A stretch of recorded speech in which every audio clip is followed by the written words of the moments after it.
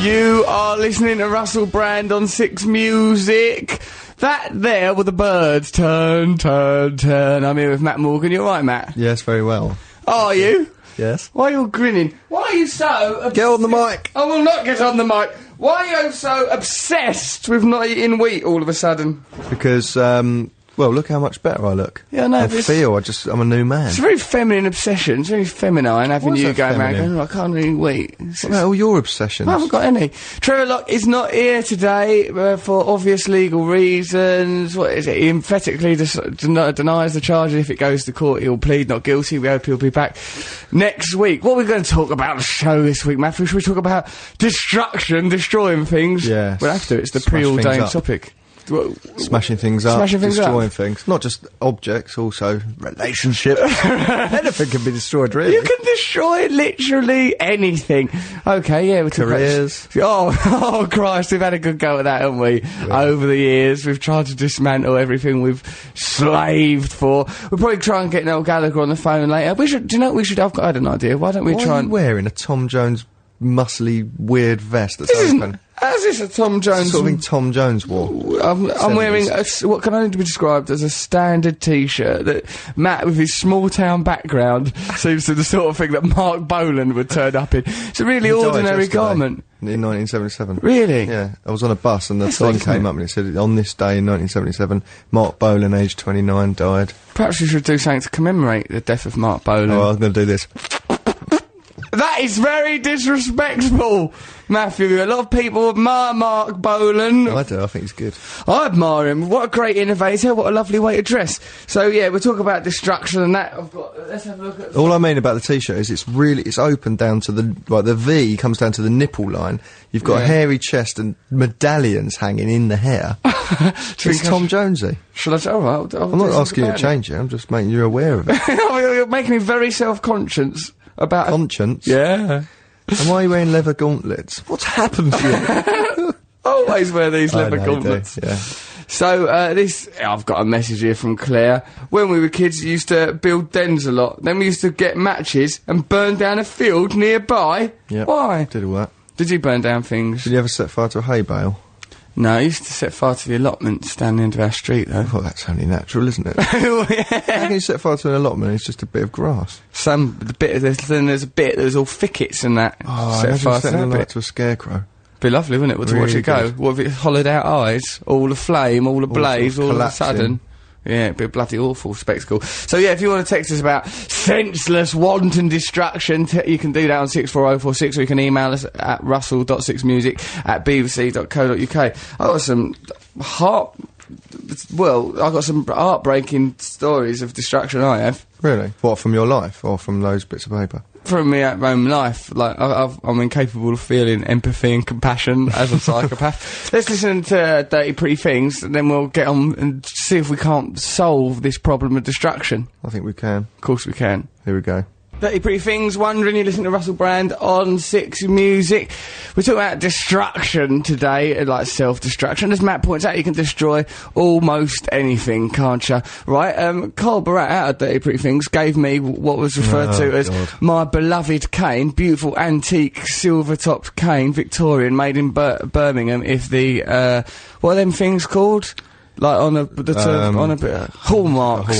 If the hallmarks are to be believed. Matt couldn't bear to see me happy. He couldn't bear to see for a few seconds that I might have something that I'd value over and above our friendship. So he took that silver top cane. This is a lie. Right, he took it when we was at MTV waiting for some people. Right, it goes, I'm going to smash. We were waiting for some people.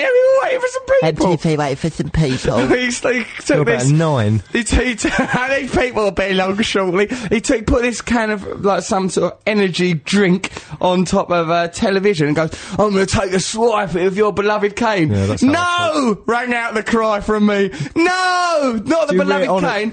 Then he swept the cane like a bloody Saracen through the air, missed the can of energy drink, smashed the beloved silver top cane into a wall, and it, like, all split, all the head of it. Luckily now it is in a silversmith. When it'll be repaired in 2 weeks. True. And when Carl gave me that cane, oh, here you are, Russell, here's my beloved cane. Take this cane, treasure it always. Never in a fit of senseless violence, smash it against the wall. You couldn't wait. Right, now this is what actually happened. You couldn't wait to destroy that. We were bored in a room, and then I put a can of energy drink on top of the... Energy drink! Oh, why not try some energy drink? It'll make you feel really anxious. Put it on top of a television, and I said, right, and I was holding the cane, I said, do you reckon if I hit that really hard with this cane, it'll blow up? And Russell goes, yeah, go on, do it, yeah. And I said, do you want to do it? No, I'm too scared. I know, I'll just hide behind you. And so, like Jason Weathercoats. Weathercoats, Trevor Locke's assistant, when they go out chopping blue tits' heads off with a spade. Who could forget that? And so I don't know, what happened was, it was stupid. I swung it too hard. I closed my eyes because I prepared. Why did you close your eyes? But when I closed my eyes, my position shifted. Have you ever played golf or any sport with a baton? Have you ever played golf? No! I can't imagine that you could. I once had a golf club, I just used it to smash up a television set. It's good, actually. Yeah. It's better than the golf, which is time-consuming. Good. Yeah.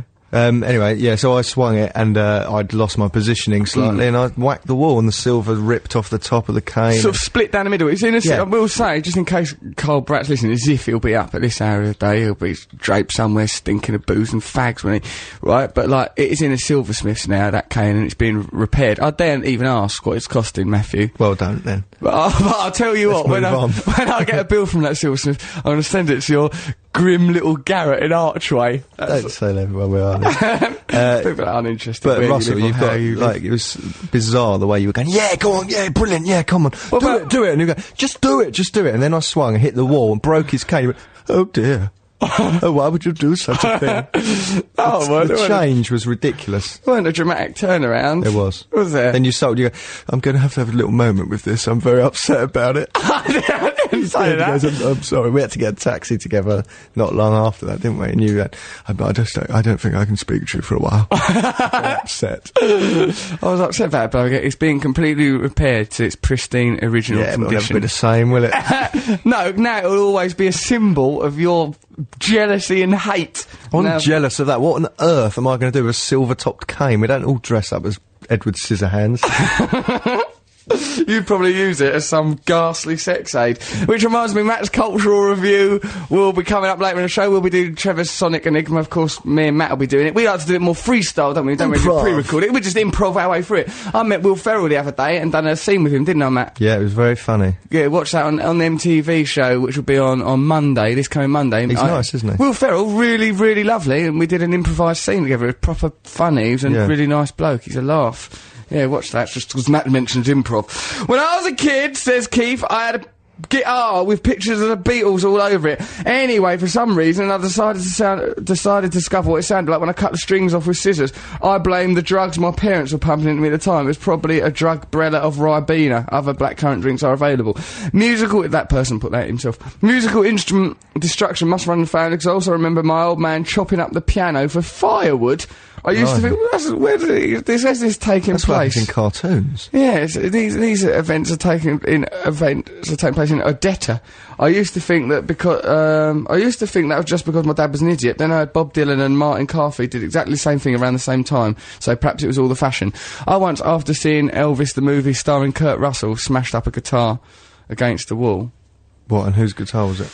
It was a gift my dad bought me. Hello, G's turned up. Alright, mate. G, the poet laureate that shows it. It had stickers of Elvis on it. I smashed it on the I never even... What, in a sort of rock and roll moment or a tantrum? No, it was actually a completely needless rock and roll moment. Was anyone watching? No one watched, no one saw. But, like, what is quite good is that when you smash a guitar, the tension of the strings rips the front out.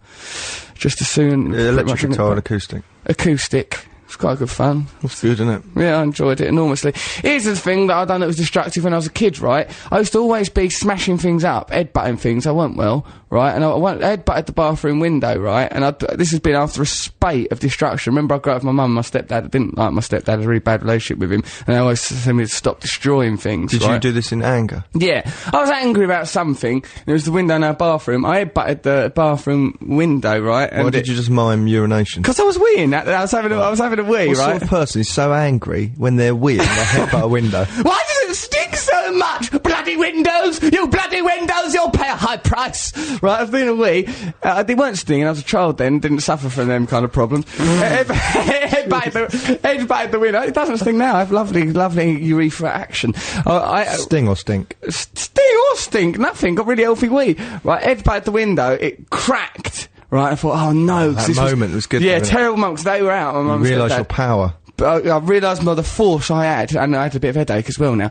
And I'd been on the back of a spate of senseless in-house domestic destruction. I thought this will be the straw that breaks camel's back, right? I had to do that. I'd been smashing up a lot of stuff. So I thought I need to construct a watertight excuse for this. So what I'd done, right, we had a cat at the time, is I went into the garden, right, I got little bits of earth and I got yoghurt and made up this mix of like bird poo by flicking yoghurt around the walls of the house and putting all bits of earth in the middle of it. So it all looked like bird poo, right? My God. And then like claimed that our cat, and then got loads of feathers from the garden, put feathers all around the bathroom. The cat had put a bird in, and the bird had the force to fly to a window and crack it. Yeah, that was my story. Did you get away with that? There was always, as often happens in these cases, people know that it's a lie, but you know, it's a watertight lie. Because they're thinking, Not right, really. hold on, they're thinking either the cat's chased the bird round and, like, you know, the bird's flown into the window or whatever, or Russell has broken that window by headbutting it and then gone and got, like, made up some bird poo solution and put feathers around. That's too weird. Surely that's not what's happened. There's so many other lies. You could have just said, I tripped on that and walked into that, and you could have got sympathy. You could have said, I've hurt my head. I don't like the sound of that lie, mate. It's that you need evidence. And if there was no one in the house, was there people in the house when you headbutted the window? No, they're out. So that you'd had a row, they'd left. No, I can't remember what I was so worked up about. I don't think I'd even had a row. I think it was just the anger of the voices in my head. You've been watching Count Duckula. It hadn't worked out the way you wanted. Ducky Poos! Hold on a minute, Nanny, you're not treating Duckula with any respect. He is, after all, a count. Right, just do a wee, and then I'm going to headbutt her. No, I'll do it together. I'll just force out this urine, dirty, mucky stuff living in my bladder. Get out of me! Oosh! What sort of man would do that? Well, I did things like that, though. I punched walls and kicked walls and, yeah. It's always in an argument. It wasn't like I waited till everyone had gone, then work myself up. I'm the bloody king of this house. Walk around. I'm the king of the bloody castle. There's no one can stop me. I'll headbutt anything I like. Oh no, I've headbutted it. To the garden. Get me some yoghurt.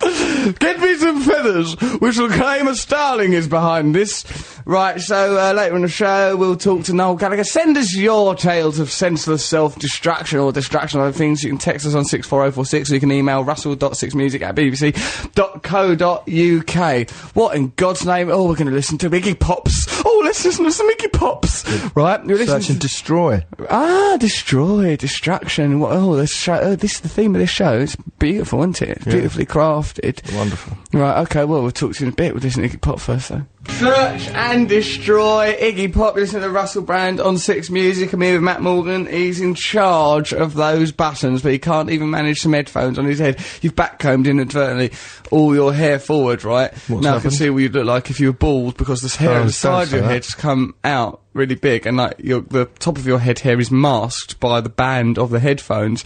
I can now imagine you as You're a very interesting man, aren't you, Russell? I can imagine you as a 60-year-old man drenched in your own urine, all bitter and confused about what went wrong. 60-year-old man? 60! Oh, right. What's wrong with you? Russell, when I was a kid, in a fit of destructive anger, says Ian Crockford, aimed at the world, I destroyed my entire record collection. Amongst the records were 2 of my favourite albums at the time, Still Town by Big Country and Hatful of Hollow. I destroyed them both. That's madness. To destroy... Have you ever done that? I remember my friend Sam had a Dr. Bernardo's collection box that he kept in his room for Dr. Bernardo's. Are you joking? What, he stole it? No, I think he was like... You know, I think Dr. Bernardo give them out, so you put your change in them. Well, that's not a very good placement of a collection box, a child's bedroom, is it? We'll be quids in. Our target audience is that child whose room we're in. But apparently, I mean, just legend has it that he got enraged once and stuffed all. He told me, he goes, he told me all red faced. He goes, I got dead angry and I stuffed all my money in that Dr. Bernardo's collection box. And he'd sit looking at it, regretting that he'd put all this money into a fund for orphans. That's not destruction, is it? No, but I'm not saying that it's destructive, Matt. I'm just saying it happened. Was this a little photo focus group for children in your village. We went round in this. I headbutted a window. Yes. It was madness. It was the child version of Narcotic Anonymous. There's a lot of destructive acts. I used to play with fire a lot. Yeah, did you? You still That's are. not a metaphor. Metaphorically. Yeah, you're gonna get burned, son. What do you mean? What did you burn? I used to get little toy cars. Yeah. This is when I was really young. Yeah. Go down and get them. Do you remember the feeling of holding a matchbox? It was exciting. Get upstairs. Genies, dragons with a can of deodorant. Yeah. Do you remember that? Oh, Lovely days. glorious to burn. I used to pack a car with tissue and pour surgical spirit on it from the bathroom cabinet and then light it and watch it burn and just imagine it was a little car on fire. Imagine there was a little family in there, did you? No. Yes, you did. It's bloody obvious from looking at you. Maybe a showgirl in the boot. a trussed up showgirl from Vegas, all trussed up in a boot. That's You what I like. horrible little man. What has she ever done? That poor woman, she's fallen into the sex industry inadvertently. Suddenly she's been burned in the back of a Hot Wheels. Simo in Stockton-on-Tees informs me that he once deposited a tray of curry and chips in a post box and felt bad about it the next day. I've done that. Put matches things in a postbox. What Why do naughty it? children. Why do these things? Why are you so angry with society? What's Who, society me? ever done to you? You and Simo both. Yeah. You and Simo both, Matt. That's the way I see it. You're under a general banner heading marked Yahoos. My dog once destroyed our table by chewing the leg off it. Loving the show, says Katie. Right, our dog, Topsy the dog, used to eat money.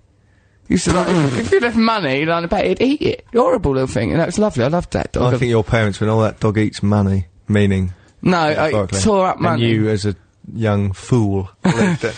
Misinterpreted it and thought it was like a literal thing. do you eat money? Do you really? Would you like 50 pence? Would you like a silvery shilling? No, it literally did it, and it tore things up. It was that dog weren't very happy about something. Perhaps that was because in the early years of its life, I'd experimented with it. I didn't experiment with it in a sex way. I just once or twice, as I would. You changed the rules. Well, yeah, it weren't allowed upstairs. I would entice it up the stairs, then throw it down the stairs. After having me been the person that had enticed it up. Come on, come upstairs, throw it down the stairs, then at the bottom go, oh, what happened, darling? Did someone throw you down the stairs? I weren't well. I wasn't an happy child. That's the noise of a dog in considerable distress that's just been cuddled a bit too hard. Love should never hurt that much. Richard, no. Peter, no. It's a two-syllable name. I mean, let's not get bogged down in details. He is called Peter.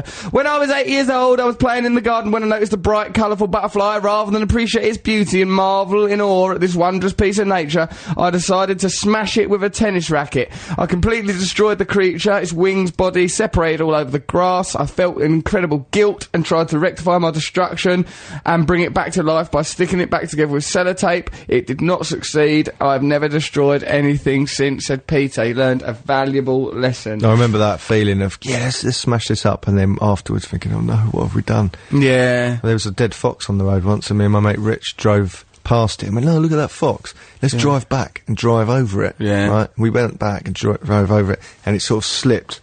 Like you'd trodden on a bar of soap, but in a car. Yeah. And we went, That over little it. skid over and then it. we sort of looked back and saw it had burst, and What we felt so regretful. Yeah, well, I'm not surprised. Matthew, I mean, we're informing people of things that happened in the past, but I can't help but wonder, what on earth's going on now? Do you wonder what's going on now? I do wonder, actually, but something's come along which is really going to inform us of that. That thing is news! That's Is There Life on Mars by David Bowie. I don't understand the connection between, like, the incidents outlined in that song and whether or not there is life on Mars, Matthew. I know, it's a... What does he mean? And enigmatic song. And why then is that detective programme starring John Sim called Life on Mars a further baffling development? The world is a perplexing place. That's maybe really good, though. I haven't seen it. It goes back to the old days. Yeah. It goes right back to the old days. We're talking about destruction on this programme. Got a caller. What? Hold on a second. Do you think, are we ready? I think we're What's ready. the name of the caller? The name of her is Amber. Amber the caller. You alright, Amber? Yeah. Oh, hello. Well, you sounded like you might be a bit tired. What are you doing? Homework. You're doing homework? On Sunday morning? Are you a 14-year-old child? Yeah. Right, do you smoke cigarettes? Not yet. Don't say not yet as if it's something you're planning to do. Never smoke them. It's awful business, all this smoking. What homework are you doing? French. Is it boring? Yeah. Go on then, do a bit of French down the phone then. Bonjour, Amber, ça va? I don't even done French, and I know that I don't even done French. I don't even done no French, I'm still better than you, you're doomed. 14, when's you got to take your exams, next year? The year after. Do you think that education might be more about indoctrinating you into a conditioned citizen rather than giving you necessary life skills? I think so, yeah. Right, in that case, when you go to school, just say, I ain't done my French homework, I couldn't be bothered, then go smash the state. You actually already are a little bit destructive, aren't you? What, like, the reason we've got you on the phone is because of your destructiveness. Would you like to tell us what you done when you were 6 years old, Amber?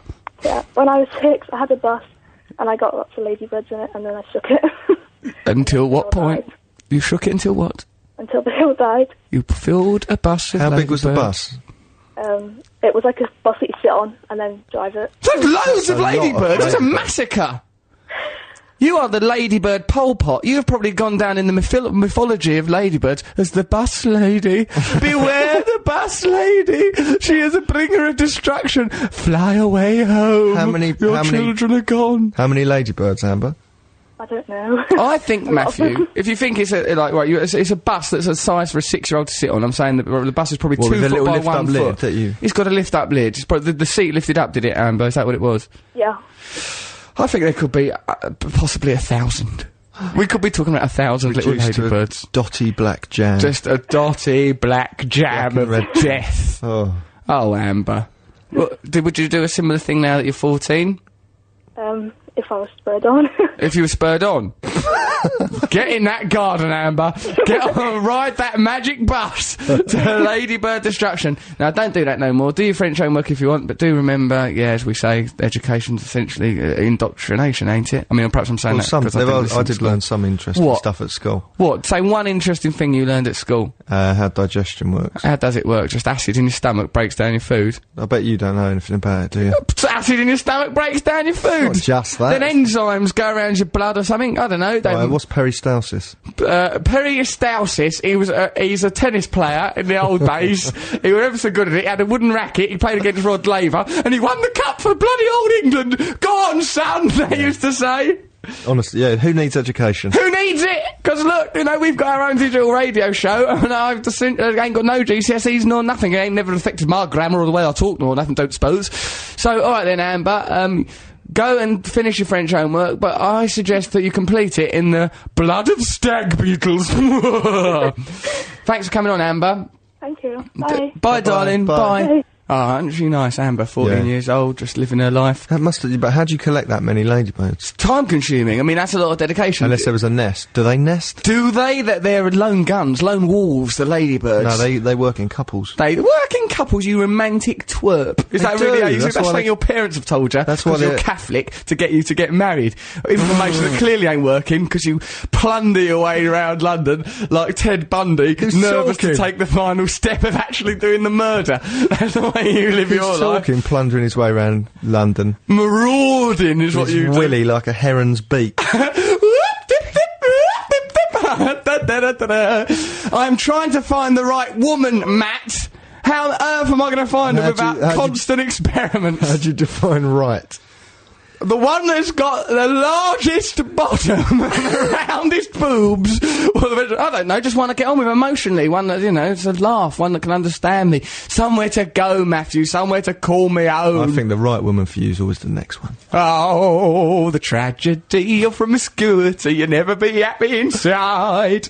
Right, okay. What's this about Henry the Hoover? Oh, God. I'm saying whenever I see that name now, I have a guilty little smile to myself. You always talk about Henry the Hoover in sexual context. What have you done to him? I let him, you know. Did you? Yeah, I did. I was only 14. Hang on, Henry the Hoover's only normally, they don't operate in domestic settings. I They was in a normally have factory. I was very bored. It was a double glazing factory. I was supposed to take the glass around the back, dispose of it. I saw Henry sat there. He was looking at me. This is the worst kiss and tell that's ever going to be done on you. Daily Mail. Oh my God! Yeah, we shouldn't say it to people. Picture of you, picture of Henry the Hoover. Yeah, me and Henry. Career over. Listen, Henry and I went out of each other for several months after. He was a very sensitive young Hoover. How did you react when you saw another Henry? Henry, it's me, Russell. Henry, Henry! Oh, that's right, Henry! Walk away! Walk away! You're just like your bloody father! Go on, get away from me! Did you realise that they were multiple? They're legion. They are legion! There's blue ones. I saw a blue one. I saw one with eyelashes the other day. I thought, if I get my hands on you, you saucy little man! Why didn't they put faces on other things? What, like it was a Keith washing the machine? toaster, you know, Mike the washing machine. There should be, shouldn't they? And then everything would just be like your friends. You'd never be alone again. And that's quite mad that in a board meeting with a load of stiffs who'd make Hoovers, they went, let's put a face on it and call it Henry. And this will be good for the adolescent boy market as well. No more shame for using that Hoover as a love aid. Can I do the hoovering? Oh God, not again. The house is spotless and that Hoover stinks. Whenever you turn that thing on, it's just kicking out the back of it. It's just pebble dashing the patio doors. Oh Christ. Yeah, happy days. Well, anyway. Did you really though? Wasn't that painful? No, it's alright. I mean, I probably don't do it as an adult because there's been developments. No, you can't, can you? We'll get into Matt's cultural review later in the show. I destroyed my next door neighbour's three-wheeled scooter a few years ago. One wheel at the front, two at the back, if you were wondering. I was, actually, and felt really bad. Also, I've murdered numerous Henry Hoovers. Other vacuum systems are available, says Moose Hat. But to be honest, I feel sainted by this. Sainted? By murdering Hoovers? How is it done? I'd like to know more. I'll be honest with you. Listen, this person, I once destroyed a beehive with a stick when I was a little boy rebel, says Coxie Somerville. And he goes, it seemed like a good idea till those little yellow and black buggers pursued me all the way to the house. I only got stung once on my elbow, which was a fair punishment, and I now am considering committing a similar crime, doing it again. Once, when I went on this thing called the Out of Town Centre with my sister, which was like a farm holiday for kids, right? Yeah. The farmer, we were walking through the New Forest, and there's a big termite mound thing. Yeah. And he goes, look at that, that's amazing, isn't it? We're all standing But around. nature can and do then that. he booted it, kicked it all down, and goes, they'll have rebuilt that by tomorrow. Putting the termites under pressure like that, who needs that? No. They'll do that again. This one will have a drive-through larvae. It's ridiculous to put the termites under that sort of strain. It's quite upsetting. It's really upsetting. Shall we listen to the vitamins, Matt? Yes, please. Oh, what about that? Let's take the mickey out of the Queens of Noise's advert for a bit. The Queens of Noise are on 6 Music now. I think they're on at midnight on Friday or Saturday night, aren't they? Friday night. Friday night, midnight. They're Saturday night, midnight, Saturday night. Well, they're friends of ours, Mairead and Tabitha. Now then, what about that trailer? Did you hear that trailer? Hey, it's competition time. It's a Sonic Safari. Oh, I don't know them girls. I think they've been ironic slightly. Do you? Yeah. Well, we'll ring them up and They're ask very them. clever girls. They're bright as buttons, a pair of them. But what was that bit? It goes, it's mayhem! Yeah, it's mayhem. But it sounded like a very well-crafted trailer for a radio programme, is what it sounded like. It's mayhem! Ah, they're lovely, them girls. Right, so, what we're going to do, listen to vitamins. Yeah. So listen to them then. That was the vitamins you got me singing. Now then, hold on a second, I've got some things here that are going to blow your bloody socks off, Matt. They're emails from people who listen to Russell Brand on 6 Music. Aaron goes, when I were trick-and-treating when I were younger, dressed as Dracula, I went to knock on an elderly... Turn your phone off, Trev! Andy Milligan, was our friend, ring us up. I'm on the radio, you goon. I went to knock... turn your phone off. What? Mine's on silent. You've turned it on silent, yeah, but how then, if someone rings you, you won't know. And we could get a possible phone call from a potential contributor. Remember, that's how Matt Lucas came to be on the show last week. He rang up, we picked up the phone, Matt Lucas on the show. It's good, actually. It's good, you never know who it might be next. Alright, in this case, it was our mate Andy Milligan, who, as a person who is not in the public eye, would be senseless on the radio. Well, but he does write for Ant and Dec. You know, people could talk about Saturday Night Takeaway. It's popular. Or that other one where they're in the jungle. People like it, you see. I'm a celebrity, get me out of here. Get me out of here. What year do you reckon you'll end up doing that? I reckon probably next year. I'm booking my little plane ticket now. I'm going to go on that Love Island, then I'll be in the jungle. Yeah, right. I'll just be doing a little celebrity tour, and then it'll all end up back in the Big Brother house, by which time I'll weigh about 18 stone, be back on drugs, a big bloated, What if you were all bearded fat sack and of old bald, you'd had flesh. really bad plastic surgery done, and you were on all them programmes? Just kill myself with drugs. Why? It's just an easy way. What's the point? Don't Life say ain't that that on good the radio. anyway. Just, you know, what's the point? I don't enjoyed quite it that good. much, and I'm relatively thin and I've got nice hair. You know, what's the point? You do enjoy it. I don't, Matthew. I find it very difficult. When I was younger, I was dressed as Dracula. I went to knock on an elder lady's door because I was trick-and-treating. My cape got caught on a statue of a lion, which was beside her door. I tried to release myself. When it collapsed and toppled down the driveway, I decided to run off, leaving the remains smashed in pieces across her garden. Every time I walk past her house after school, I look at the empty space where the lion once sat. Aaron. Terrible, that. Just looking at that empty plinth. His cape caught the lion. His cape got caught on the lion. He ran off. It's an accident. He shouldn't have been in the garden, should he? Really? What's this? There's a lovely thing here. Hi, Russ. I one time destroyed the treehouse of some little kids I didn't like. I then helped them build a new one and tore that to pieces after they left. John. Well, it sounds like that because it sounds like John done that in his 30s. Yeah. Right, all these bloody kids. I'll get you some wood, yeah, don't worry. And smashed it together. Do you remember when we threw that monitor out of a window for a sketch? Yeah, that's brilliant fun. Good, wasn't it? A huge bang it made. We've done a sketch on MTV. We've dressed up as these characters, and then we threw this monitor out of a second-story window. Fourth story. It made a really lovely noise when the computer monitor hit the ground. There's a vacuum, I think, in the glass bit. Yeah. Really satisfying. It didn't go like that. What we did? No, that didn't. It didn't go. What do you think? You've done that sound effect. Your sound effects are awful. I think yours are misrepresentative. I think they're really good sound effects. Right, what about though when I was when I went to drama school, and it was like really upbeat, fun evening to welcome the first year students. What happens in the morning at drama school? What happens in the morning? Yeah, what's it like going to ballet? Go there, it's alright, it's good, I was drunk. You go in there, you have to go in, you have to do a bit of ballet or like voice things, me, Is everyone an unbearable little show-off? Most people are unbearable little show-offs, from different, up and down the class ladder, but show-offs from all over the insecure country. People? Mostly insecure little show-offs. Yeah. God, that sounds like a nightmare. It's alright, some of the actresses are attractive, very mad, but the benefit will be sexually adventurous. Downside, then the personality afterwards. Oh, Christ.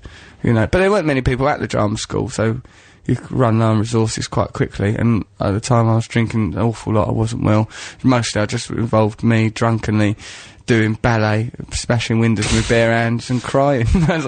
Really? Just 3 years of that, essentially. But, God, what an actor I am now. Oh, you should see me. You should see my Hamlet after 3 years of that. When we welcome you have to do like a show to welcome the first years. When you're in the third year, you're meant to do like a light-hearted sort of... Review, exactly, with skits in it, where you all sort of do imitations of all the teachers. And I was meant to be a woman teacher, put my hair in bunches, wore a skirt, right, and, like, we did it up above a pub in North London, Chalk Farm, the Enterprise, in fact, was the pub it was. They kept bottles of vodka out the back in boxes. I put one in my bag, drank another one, and, like, if you drink high density alcohol quickly, you get, like, sort of a 10-minute grace period. You think, I'm alright, this ain't had any effect on me. Then it kicked in after about 10 minutes. By that time, I was on the stage doing this thing, going, I'm meant to be all light-hearted, just in a room above a pub. Hey, welcome. Oh, this teacher's a bit like that. Oh, hello. Doing impressions of the teachers. Naturally, people were talking and not paying that much attention. I thought I was doing a piece of significant work. Oh, look, please, God, why aren't you listening? Oh, and then I turned into that stupid voice I do when I'm, like, under duress. Oh, not entertaining enough for you? Yeah, not entertaining. What's some entertainment to you, darling? Yeah? Smashed the glass and started stabbing myself with the glass. God. Oh, no, it's ridiculous. But I was really drunk, and someone goes, Russell, what are you doing? This is just meant to be a bit of fun. Right, and welcoming first-year students. So welcome them to the school. Welcome to the show. Opening your veins. We'll have a gay old time. And then he slashing himself. And then I was going in and out of consciousness outside the pub on the floor. This mate of mine took me back to the pub. Remember, from blood or alcohol? Alcohol. Blood loss. No, hardly any blood loss. I'm sat sort of slumped outside there, and he took me back to his house, this mate, young John Terrence, the actor. Alright, he took me back to his house. I'm still wearing a skirt and have my hair in ponytails. I'm all drunk and ridiculous. Let me go to sleep on his settee. I woke up morning, I'd weed all over his settee, right, and I'd lost the dress now. I still have my hair, I was just in my pants, right, bit of makeup, hair in bunches, covered in my own wee all over his settee, and I've been bothering his flatmate all night, the young lady, I think she was called Octavia or Olivia or something like that. You probably didn't look your best, really. Not really, drenched in urine. Drag. Hello, let me in, give us a cuddle. I'm a man mine. I want you. I got urges. Octavia, open up, let me in. Right, and then like, I had to go home next day. I had to walk. He'd give me a pair of his jeans, but I didn't have no shoes. Walked through Ridley Street Market in Dalston, trying to buy heroin. A terrible business. Then like got back to the house in Hackney where I was staying with this girl. She goes, "What are you doing? Why do you embarrass me all the time? What's wrong with you?" And I goes, "Oh yeah." And I again started stabbing myself with another bit of glass. All blood started filling up the duvet. The people she lived with were all hippies and that. And they're going, "What are you doing? Why is all this happening?" They called an ambulance. She fainted. And then by the time the ambulance arrived, I was in quite a good mood because, you know, you normally cheer up after an act of senseless self-destruction. Brilliant. Should we play a record? Yeah! Why don't we listen to the hippie shakes? Anyway, it was a lovely, lovely morning. And if I learned one thing from that experience, it's that don't keep stabbing yourself. Don't be a first-year drama student. Don't do it. There's always someone above you. There's always some mug. Who's sour. Sour that opening party. What should have been a pleasant evening? It was a bloodbath. Did you have a sense of humour then to be able to view yourself and think, "Oh, I'm in drag covered in wee"? Yeah, I mean, I knew immediately afterwards that what I was doing was ridiculous. You know what I mean? It's just at the time, like, you know, I just got consumed into the moment. Silly business, really. What we're going to listen to now is a session track of Gary Newman. Yeah. Imagine it. It's a session track. This was done at the BBC in the past, trapped in a little puddle. Here in my car. Do you like doing things like that, Matt Morgan? What do I like? What? Going like that, do you enjoy it? No, not really. It's just part of my life. Just part of who you are. So yeah, that was a session track. It was good, wasn't it? What do you mean? Why are you sounded exactly like the normal. Didn't person. it? Didn't sound like live. He didn't like do a bit different. I don't like it if they do a bit different though. Here in my car. Yep, I'm in my car. So if he did like to change it, he had to make me anxious. When do you reckon that came to him, that song? Yeah, I reckon he was just one day he was walking along on his roller skate and he thought, look at those people in their cars. Or, if I was in the first person, my car, singular. I imagine something like that. So, listen to this person. It's down in Hornchurch. When I was a kid, me and my mate Rob built a hotel out of large matchboxes and then got loads of ants to stay. The ants seemed to be having a great time till we burnt it down. Unbelievable. I never intentionally killed anything since that fateful day. The inferno still haunts me now. Built an ant hotel. I like the way they got ants to stay. To stay. What welcome, ants. Welcome to your new residence. Special offers, free breakfast. Free ant breakfast, yeah. The Hotel of Death welcomes you. Free breakfast. I once set my best friend on fire in a science lesson. He was in hospital for 3 days! Exclamation mark. That's really serious. Exclaims Johnny. My house has been invaded by thousands of daddy longlegs. It's so distressing. I'm exterminating them one by one in wicked and cruel ways, says Lucas. They're the most rubbish animal, aren't they? Why? Because they fall apart if you tap them. Ill-equipped things, yeah, they're helpless. Morning, Brand. When I was 12, some kids built their bonfire where we used to have ours, so we set fire to it on the 3rd of November. That'll learn them, says Austin. Nice one, Austin. You can fight fire with fire. What about that then, eh? Go on, get it up, yeah. Right, we've got to do a Sonic Enigma around now. It's 11 o'clock. Are you sure? Well, I don't know. Should we do it? I mean, it's a bit early. Normally we do about 20 past, I suppose. All right. Do we? Is there a set time? Yeah, dude, this show, Matthew, I protect you from things like this, but actually this show is very carefully crafted. All the little stories about self-destruction. I just have so many buttons. You just sit there with your little button box, don't you? Pretending they're a family, pretending they're your friends, meddling with the dials. Go on then, why don't you tell that story about you being an absolute idiot trying to get into an art school? Well, you told me I've said this before. Not that one, no, the other one. Well, it's nothing to do with destruction, but I suppose...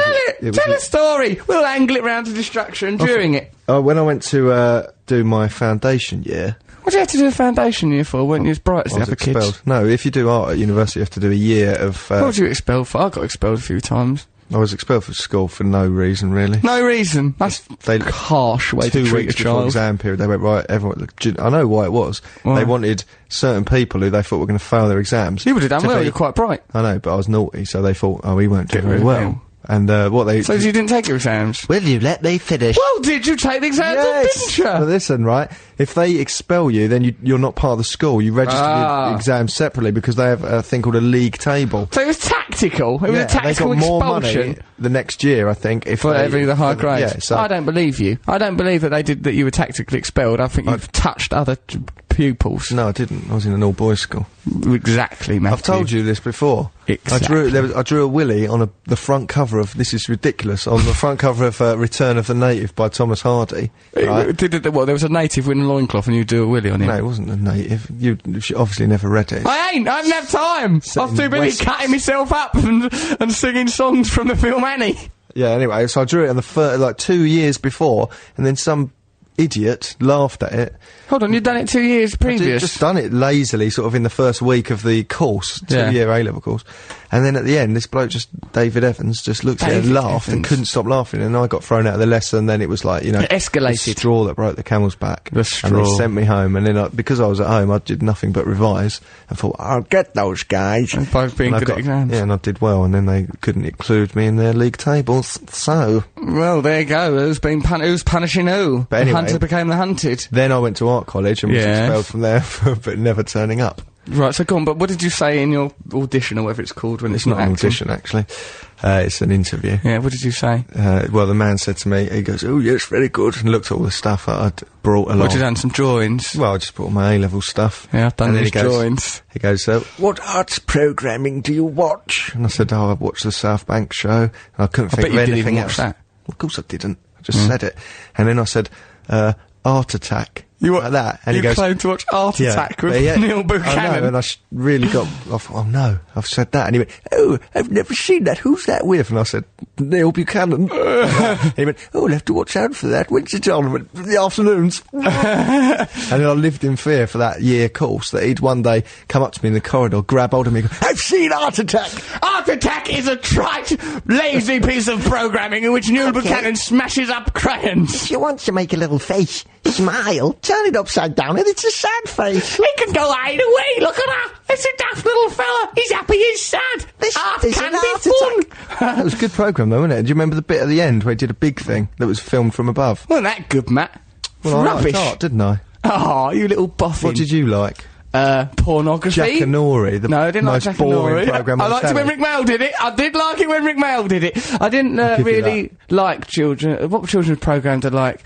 That Benji, Zach and the Alien Prince, he was good. Was brilliant, wasn't it? Yeah, it was weird. What was that thing made out of? He looked like a lunchbox. I wanted him. There was something deep in me that identified with that little guy floating around, being, you know, whatever he was. I don't know what he was up to. A robot. Yeah, he was a robot. This fella here goes... Fairy, who's a girl. When I was 8, me and some friends destroyed a jellyfish at the beach by chucking piles of rocks onto its jelly body. The jellyfish then deflated, pouring out what I can only assume were its brains and vital organs. I wish I had a picture. What a lovely young lady. I think you're meant to do that when there's a jellyfish on the beach. What, pour rocks on it? What do you mean? Where's that code of ethics come from? Well, it's not going to sit there and then wait for the tide to come and take it away, is it? Well, it's exactly what it will do. It's going to die. Matthew, Move on. You suggest that for whales. Why are these Greenpeace idiots wasting their time tipping water up? It just pour rocks down its blowhole, clog it up and kill it. It's actually true that, you know, it's very hard to save a whale once it's stuck on a beach. It is. When that whale came down the Thames, Matt said he wanted it to be his girlfriend, went down to the Thames just wearing suspenders, holding a bunch of daffodils, interfering with himself. Terrible Stood business. on the bridge going, That's why it died, I think. haunting song. I was happy when that whale came, but Matt had to destroy that like a cane from Carl Barat. He couldn't bear to see the people of London happy with novelty, sexualise the entire ugly incident. Right, should we listen? Oh, Black Sabbath? Yes. Right, alright then. Why Well, not? saying that was surprising as you heard me sorting it out. Because I wasn't listening, Matthew. Because I was actually doing some vital things for the show at that time, trying to protect you from your stupid, fat, greedy self. Let's listen to Black Sabbath, shall we? Yep. War Pigs, Black Sabbath, War Pigs, Black Sabbath! Russell Brand on 6 Music, I'm here with Matt Morgan, talking about destruction. You like that bit where it goes, Satan laughing spreads his wings. Satan laughing spreads his wings. Doing a lot of singing today, Matt, I noticed. I know. Why are you doing that? Since don't you've stopped know. eating wheat and you've become a raving, self-obsessed Nancy boy, I Honestly, everyone suppose. should give up wheat. Why? Don't say that. How is Sun-Blessed and Mighty White and all those guys going to feel about that statement? Well, I say let's everyone give up wheat. Yeah. And you judge me on that. Yeah, I do You've judge you, I judge admitted you, yeah. to having sex with a Hoover. As a child, and Matt. glassing yourself in the arm. As as an adolescent, Matt, not now am I condemning perfectly good wheat manufacturers who do a bloody difficult job under a lot of pressure. They get up very early in the morning. They get up so early to make that bloody wheat. So you want to become a devil worshipper then, Matt? Well, we are worshipping the devil. Not the devil, really, but... powers, unknown secret powers. Anyway, me and Matt have met this person. He can put us in touch with all sorts of secret powers, and we've decided now, if any journalists write anything, we're going to unleash dark arts on them, aren't we, mate? Yeah. So, first up, Charlie Catchpole, News of the World.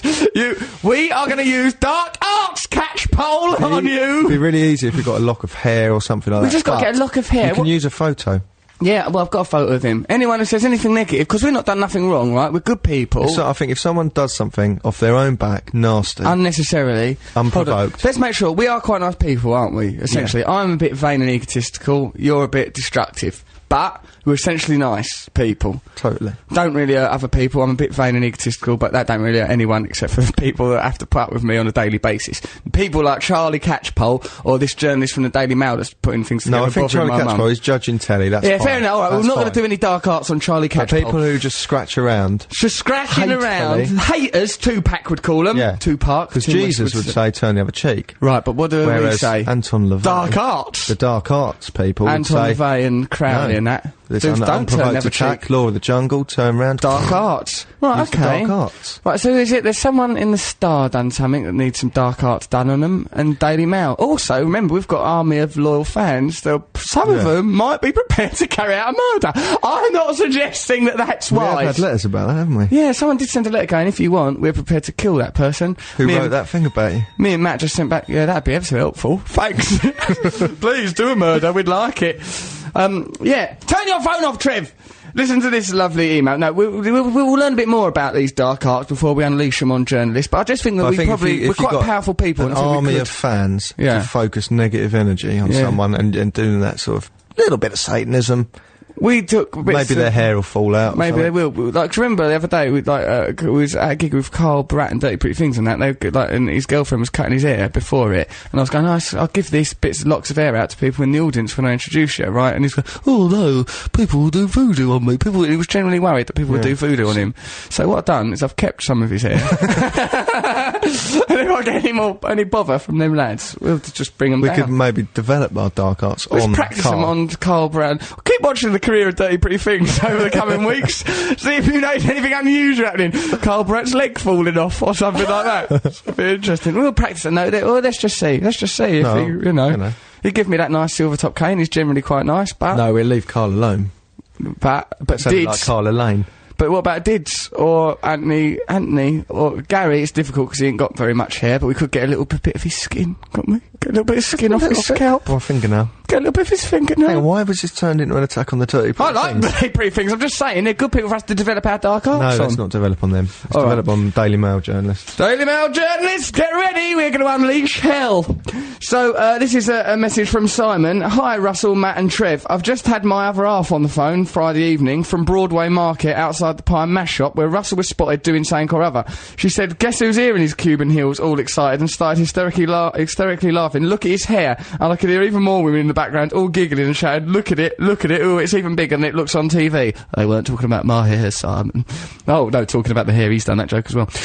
Since she then said you tried really hard to get her to notice you in a kind of look at me, I'm famous, you must really fancy me kind of way. Is that true?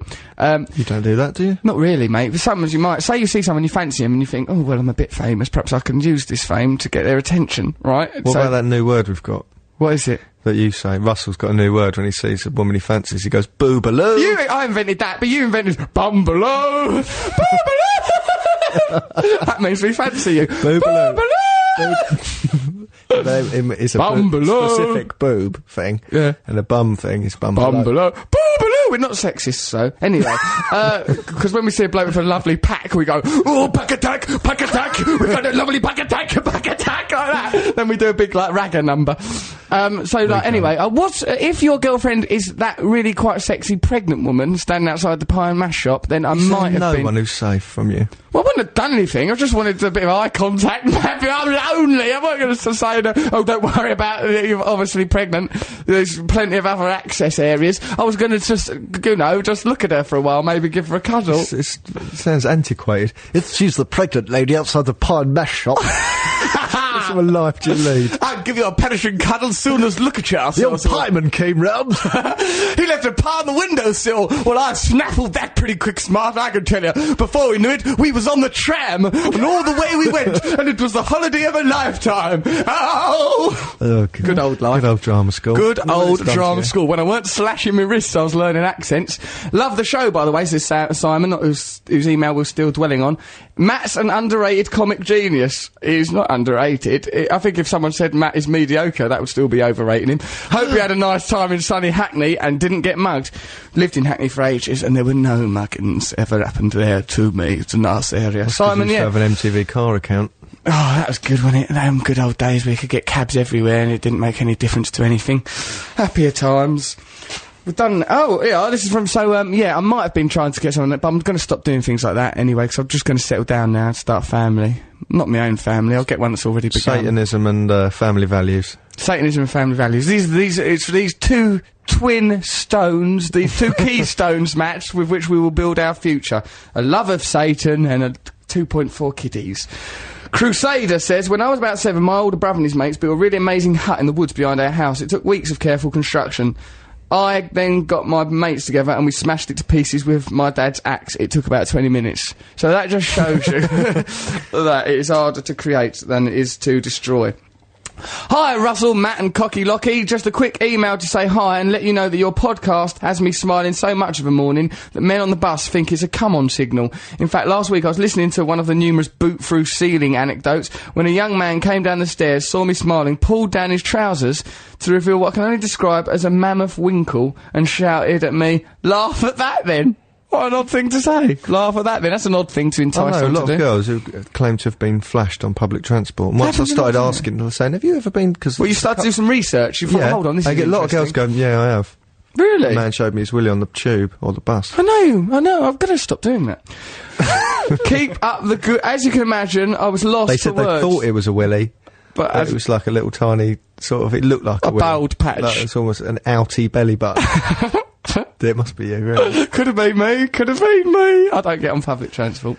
Not anymore. I don't like it down there, particularly on that time I was accused of being down there with a sword. Yeah, do you remember that? It was in the Star. That was honestly, a bit good. Right, they deserve some witchcraft. So they said that I was down on the tube waving a sword about. I've not been on the tube. Don't like it down there That no was more. on Hampstead Heath when you had a plastic sword on your birthday. Yeah, we knighted Cyril, didn't we? They just take a photo and they make up any lie about story, it. Well, now the tides have turned. Now that we're embracing the dark arts, now we've got the power of Satan, we'll try it first, we'll experiment on the dirty pretty things, and only then will we unleash hell on the sort of different journalists and that. Rachel from London, she says, eat your fudge, Trev, eat your fudge, Trev! Keep up the good work. Quick question for the show. If you were women for the day, what would you do? Well, I think that's quite obvious. Me and Matt, if we were women, could get off of each other, film it, then we'd have it. Forever, wouldn't we? Shout, boobaloo! At each other's boobaloos. Would we be women who look like us? Oh, that would be horrible, wouldn't we? Disgusting. Mind you looked quite nice when you dressed up as a woman that time. Yeah. Well, you looked nice from the back, when I was clenching on your shoulders like an eagle, sweeping off with you, grinding up against the base of your spine, humping, crying, snot coming out my nose, go, I can't laugh be like this! What on earth are you What would you talking do if you was a woman for the day, Matt? Just swan around by a building site trying to get attention? I would probably go to a swimming pool and go to the changing rooms and just spend a long time in there. Hang out there, that'd be good. Fill my mind up. I'd get pregnant. You're so responsible. Just get pregnant, and then the other woman, she gets her body back. I go, oh, well, there's 1 or 2 changes. You're at the duff now. Good luck with that, love. She goes, who's the father? And I go, I am. And then I'll just run off, sweeping at the air with a badminton racket. See how she copes. Honestly, it would make a brilliant film. if you've seen Freaky Friday.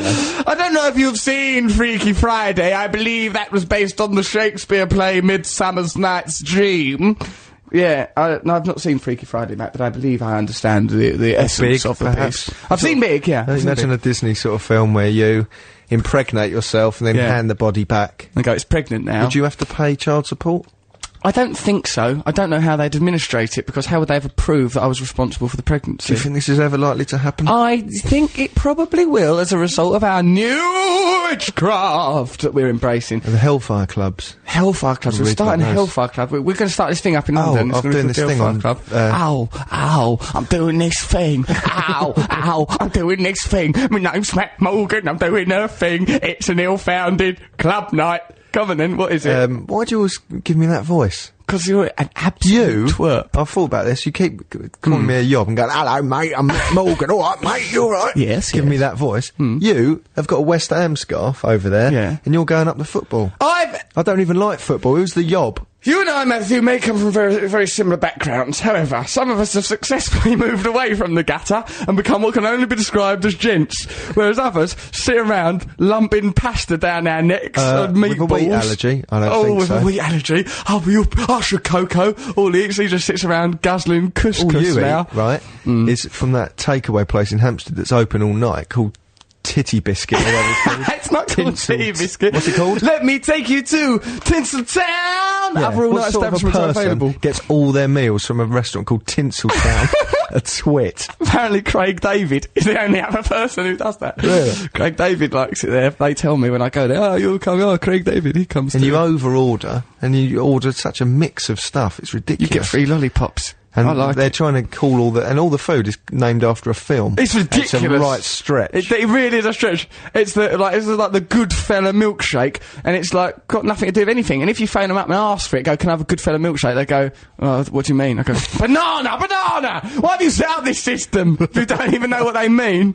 You know, it's ridiculous. Can I have a Casablanca sundae? What? Raspberry. Oh, right, fair enough. Why? What's the system for? Do you still eat from there all the time? I try not to eat so much from there because I've recently been made to feel self-conscious about my weight, so I've What's happened? I just saw this girl yesterday. She goes, "You're fat, aren't you? You need to get down the gym." I don't. Because I'm not fat. Who In was fact, it, I'm Ruth used as an Maddock? icon. Yeah, it was.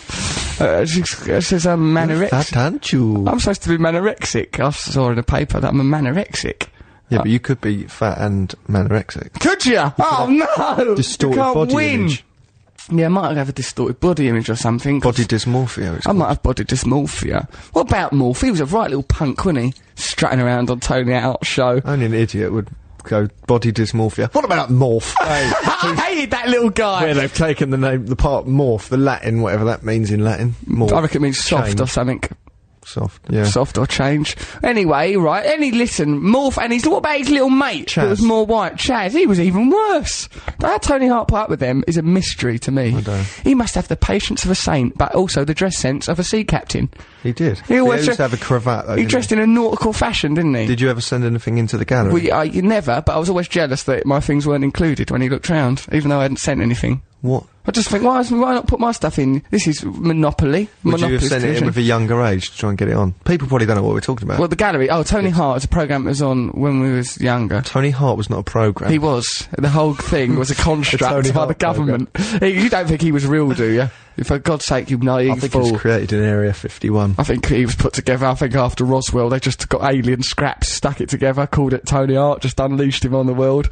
Constantly, had no sphincter muscles, so he was just constantly breathing in one think he end, did. breathing out the other. I think he did. What, have sphincter I muscles? believe the stories. Oh, Tony Hart's a nice fella. He's still Russ- alive. Good. I mean, can you call it life, though? Just sat around looking at Morph and Chaz getting off of each other aggressively. Here's a message. I liked him. Here's a message He's alive. from Robert McGarvey. Robert McCabe. Well, I'll tell you what, I'll be damned if I'm reading this out after the way you've behaved, sir. There's absolutely no excuse. Those henchmen of yours treated people bloody awful. Robert McGarvey. I used to have Robert McCabe, no relation to Robert McGarvey. I mean, maybe he is, but he'll be Robert McGarvey's got the most interesting moustache. Has he? You know that groove there? I know the groove, baby. What's I'm that feeling called? the groove. There's a name for that. He Teardrop dip. Yeah. He just grows hair in that little valley. Just grows it down in there. Just I can't a even tiny go little there in strip there. of it. What a weirdo. That's if there's nothing else wrong with him but that teardrop groove being stuffed up with bunts and hair, he should be brought before some sort of commission, Should shouldn't be he? an investigation. Someone should look into it. This person here, Robert McCabe, goes, I used to travel in my mum's car from Rainham in Essex up the A13 to my nan's when I was little. I too used to get the sensation of a bell tingling when going over what you'd once described as a winky bridge. I used to call it the winky flop flyover. It's nice assonance. Do you think it could have been the same bridge? Did the architects of this structure not only deal with civil engineering, but fantastic, deliberate sexual erotic feats? Why don't bridges now have the same effect? I'm curious about this. Bring back winky flop flyovers or winky bridges. We need answers, says Robert McCabe. Matt, did you have something that eroticised your childhood journeys? It was an uncle, wasn't it? What on earth are you talking about? I'm talking about the things in life that matter to all sorts of people. Right, shall we have... I met the lady who does the news earlier. Well, you were there. She was nice, wasn't she? Yeah. Don't talk the same when she's not doing the news, though. When she's not doing news, again! I'll put your news of the world, darling. Here's a look at the news of the world. So all the news that we're about to hear, it's just they've just scanned through the news of the world. And in other news, Nikki, 19, has got a fantastic set. 4. So let's go over to a little show that me and Matt like to call the news. Try and ignore the jarring disparity between our upbeat introduction to the news and the terrible tragedy that will no doubt be announced at the beginning, making us always go, oh shit, That's we've why got I to don't stop doing speak that. Sorry, I just said a swear word. Okay, is that what you just leave me out here floundering? Yeah. Like Wile E. Coyote when he's run off the edge of a cliff, floundering mid-air. It's like a second-year drama student. I am a bit of a chinwag then. So, yes, here we are. Oh, God, all the destruction, all that racket, I can hardly bear to listen. It's Russell Brand on 6 Music. I'm here with Matt Morgan later on. Matt Morgan. We'll have, our poet laureate's coming on to do a poem about the show and that. Who's over there, lounging about, all full of himself. All right, Matt wants to destroy a CD like a 9-year-old. Come in and destroy one, then. You're meant to do one as well. You're so childish. Oh, I'll break it then. Alright, I'll try. Do you reckon I can break through it? Yeah, this show is about destruction. Listen to some destruction now. Don't do that, you'll break that glass. Nah, nothing will break. I'm really confident. There are a bit of Idiot. destruction. You destroy something. Okay, here we go. Careful with your eyes. Oh, God. Good lad, yeah, destruction. Destruction. Here we are destroying things on 6 Music. We're talking about destruction. I once destroyed the mind of my third-year teacher, says brave Hilton boy. She lives alone now. Oh, tragic. You're right, Matt. You pleased with yourself after your senseless The actual destruction. CD didn't break. There you go then. Just shows you that modern technology is a very powerful force. This guy here, called Zoe, which is an odd name for a man. Bizarre. Very odd, almost eerie. Zoe from Barking, she says it's the place she lives, not her mental state. Good point to draw. Hello there, you lovely boys. My ex-boyfriend was a very destructive character. When we'd have a bit of an argument, didn't even have to be a big one, he'd disappear from whichever room we happened to be in at the time and come back with a possession of mine. This could be things such as photographs, clothing, cosmetics, etc., and just cut, stroke, smash them up in front of my very eyes. It was very distressing for me. Needless to say, the relationship didn't last. The weirdo. Loving the show, says Zoe. It's a bit out of order of her boyfriend, isn't it, to do that? Have you ever done anything like that, psychological cruelty to a girl you're going out with? No. Come on, mate. Never. Yes, you have. No, I haven't. You're always doing psychological cruelty on the girls you go. The very fact that they're going out with you is the sort of torture that if it happened in Guantanamo Bay, people go, oh, bloody hell, ease off, lad. Ease off. Jesus Christ, don't make them go out with Matt Morgan. I'm a lovely boyfriend. You're not. You're a horrible little swine. Yeah, I heard that you knock your girlfriends about. Don't say that, you idiot. I've never hit a woman in my life. I've never hit a woman in my life. Never hit a woman in my life. Never hit a woman in my life. You? Only in self-defence. Of course not. No, I've never. I don't really They'd hit probably anyone. do you in, wouldn't they? Yeah, I've got very duff you brittle up. bones, so my chalky little fists will just become a powder. It'll just be throwing like throwing a flower bomb at someone's cheek. Get on with it. Loving the show, you make me laugh out loud, says Shell, which can be embarrassing when I've got my headphones on. I am, however, a sheepish latecomer and would like to know if and how I can get hold of all the old podcasts. I have several, but I'm greedy and I want them all. Well, of course, it's illegal, but they are all on the Russell Brand fan site. Go to russellbrand.tv, then go to the fan site. Well, I don't know, they can help you get things on there. They're very good. They're very good on that fan site. Very good bunch, those people. Any article happens, Like, then they'll get that and they'll put it on the website and they'll go, oh, that's nice. That person there is just auditioning for the role of someone who has witchcraft done on their lives. Nice to let us know. Thanks for auditioning for the life of witchcraft. Sudden People probably think torture. we're joking about this. I know, they might think we're joking, but what they forget is that we've got a loyal army of listeners, that we've just met a person that's got very potent devil powers, and that we're going to incorporate these devil powers into the life of our enemies. Like Tupac Shakur used to say, F the haters.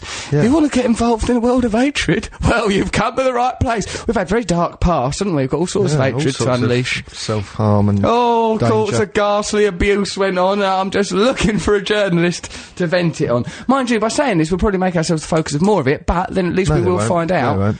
What, you think people will be afraid of Don't getting see why involved with people the should have to witchcraft? sit by while other people are horrible to them. We shouldn't sit Attack. by. We almost have a duty to the universe to use witchcraft and devil worship and paganism on our enemies. The main thing is if someone thinks they're cursed, then they'll be cursed. Yeah, right, so that's good. I'm almost excited about the next opportunity to do a curse. We need to get some blood or hair. Yeah, no problems, we'll get plenty of that. Chicken bones. Chicken bones, we'll get some chicken bones! Hold on, let's think of someone we can do a curse on, like, that's already annoyed us. Ali Ross, TV critic. No, I from The don't Sun. think it's worth doing it on people like that, because that's his job to... Oh. But it's the people who dig Don't up do stuff some and witchcraft. lie and upset your Lies parents. and haters. All that one from the Mail. Yeah, they might upset my mum. Alright, we'll find out their names, then we'll start the old witchcraft. Be good this, because now we've met this you get enough mysterious people focusing negative energy. Because people are afraid to do Ouija boards, and the reason is because there are unknown forces, and if we learn to access them unknown forces, we can create all sorts of havoc, can't we? Well, we've always said we're going to start a cult. Let's get this cult together quite soon. We can use this Do you realise the BBC mics are forum. on? Oh, Christ, what have we done? We're on the radio! Oh, blimey. I thought we were around your house. I did for a while. It's nice here, isn't it? Yeah, let's do Trevor's You've Sonic got a black Enigma. cat. What? You've got a black I cat. have got a black cat. That's only the beginning. You've got I've that never book of seen you at the shadows. same time as the cat. I'm a shapeshifter, so as I tell you, I shift all sorts of shapes. So, right then, come Sonic on. Enigma. Let's do Trevor's Sonic Enigma. Okay, let's do a jingle for it, such as Trevor might do. It's a Sonic Enigma, here it comes. It's enigmatic, it's not very well constructed, but I'm doing it just the same. Right, so that would be the sort of thing you'd do if you were here. Pinch my skin. Pinch my skin, kind of thing. Bit of that that. Master Sue would say. Okay, Master should we do Sue it now? would Ready? Yes, I would okay. like to remind everyone that I haven't been to drama school. Right, yeah, I don't think there's going to be any need to remind people of that in a matter of seconds. Go on, Can I ask you one question? What is it? Yeah. Am I an American man or No, I don't English? think you should be. I think you should be a stat, because I think you have to be the archetype of a Okay, darling. psychiatrist. Okay, love. All right, free up. Okay, you feeling limber? Yep. Yes. Should we do some Right, breathing okay. exercises? Here comes this live. We're doing this Sonic Enigma live. If you can guess what record we're referring to, text us on 64046 and you will win the prize of coming in next week. In fact, here are the winners from previous week. Lucy, come in, come in. I can't remember your brother's name. Lucy and her brother. They're coming in now. They are previous winners. God, is that mic live there, Adam? They can talk into that Yep. one. Lucy and her brother. Lucy, what's your brother's name? Sean. Lucy and Sean. Welcome, Lucy and Sean. This is the microphone. You have to talk into it annoyingly close. Imagine that you're about to perform what can only describe a sex act on a foam man. That's all right. Yeah, what do you mean that's all right, Lucy? Won't be the first one. Oh Christ, she's been performing sex acts on foam men ever since her mid-teens. Okay, so Lucy, what was the Sonic Enigma that you got right? That was about 2 weeks ago. What That was it? The Big Mouth Strikes Back. Big Mouth Strikes Again. Yeah. Big Mouth Strikes Back. That is a mixture of a George Lucas Yeah. film and a Smith song. But, you know, eventually it would Strikes happen. Whatever. I can't remember what it was, but you're in Edinburgh. at the Smith Wars is a good point, Sean. Right, you stand right in there. Okay, so, right, we're doing another Sonic Enigma now. Handle me. Yes, I have, dear. You just watch it, don't drift down your back. Now, what we've got to do is me and Matt are going to do it live. You can adjudicate, but try not, if you think you've Don't got it answer right, don't answer it, okay? Okay, ready. Right, Ready. okay, Matt, you ready, Matt? For this is a Sonic Enigma. If you know the I am answer, 64046. You look pumped, darling.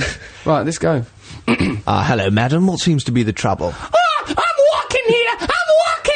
Ah! What's your name? My name is Dudley. I mean, no, it's Stephen. Earth is wrong with you. I'm walking here! Oh, I don't know who I am! So that there was the Sonic Enigma.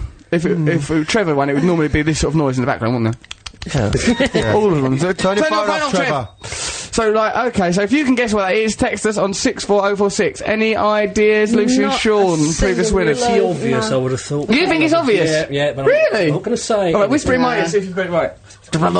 Oh my God! He just said, "I'm going to use this opportunity to tell you I wish I was inside you." Sean, that is very flattering, and I am intrigued and a Obviously, little curious. Only in the way like that film In Space where they shrink down He into a wanted little to be spaceship. shrink down into a little pod and go around and see my groovy guts. Show those guts are real groovy. Look at those kidneys. Look at your kidney patterns. Done that voice in the Sonic Enigma because frankly it's In the better. Sonic Enigma, where say we that? blast music up our own bums. What kind of life are you living? And you dare to criticise me for having love with Henry Hoover? Sir Henry Hoover? There's no love there, was there? So it tasted like love, baby, and that's all I need to know. Okay, so what are we going to now, Ed?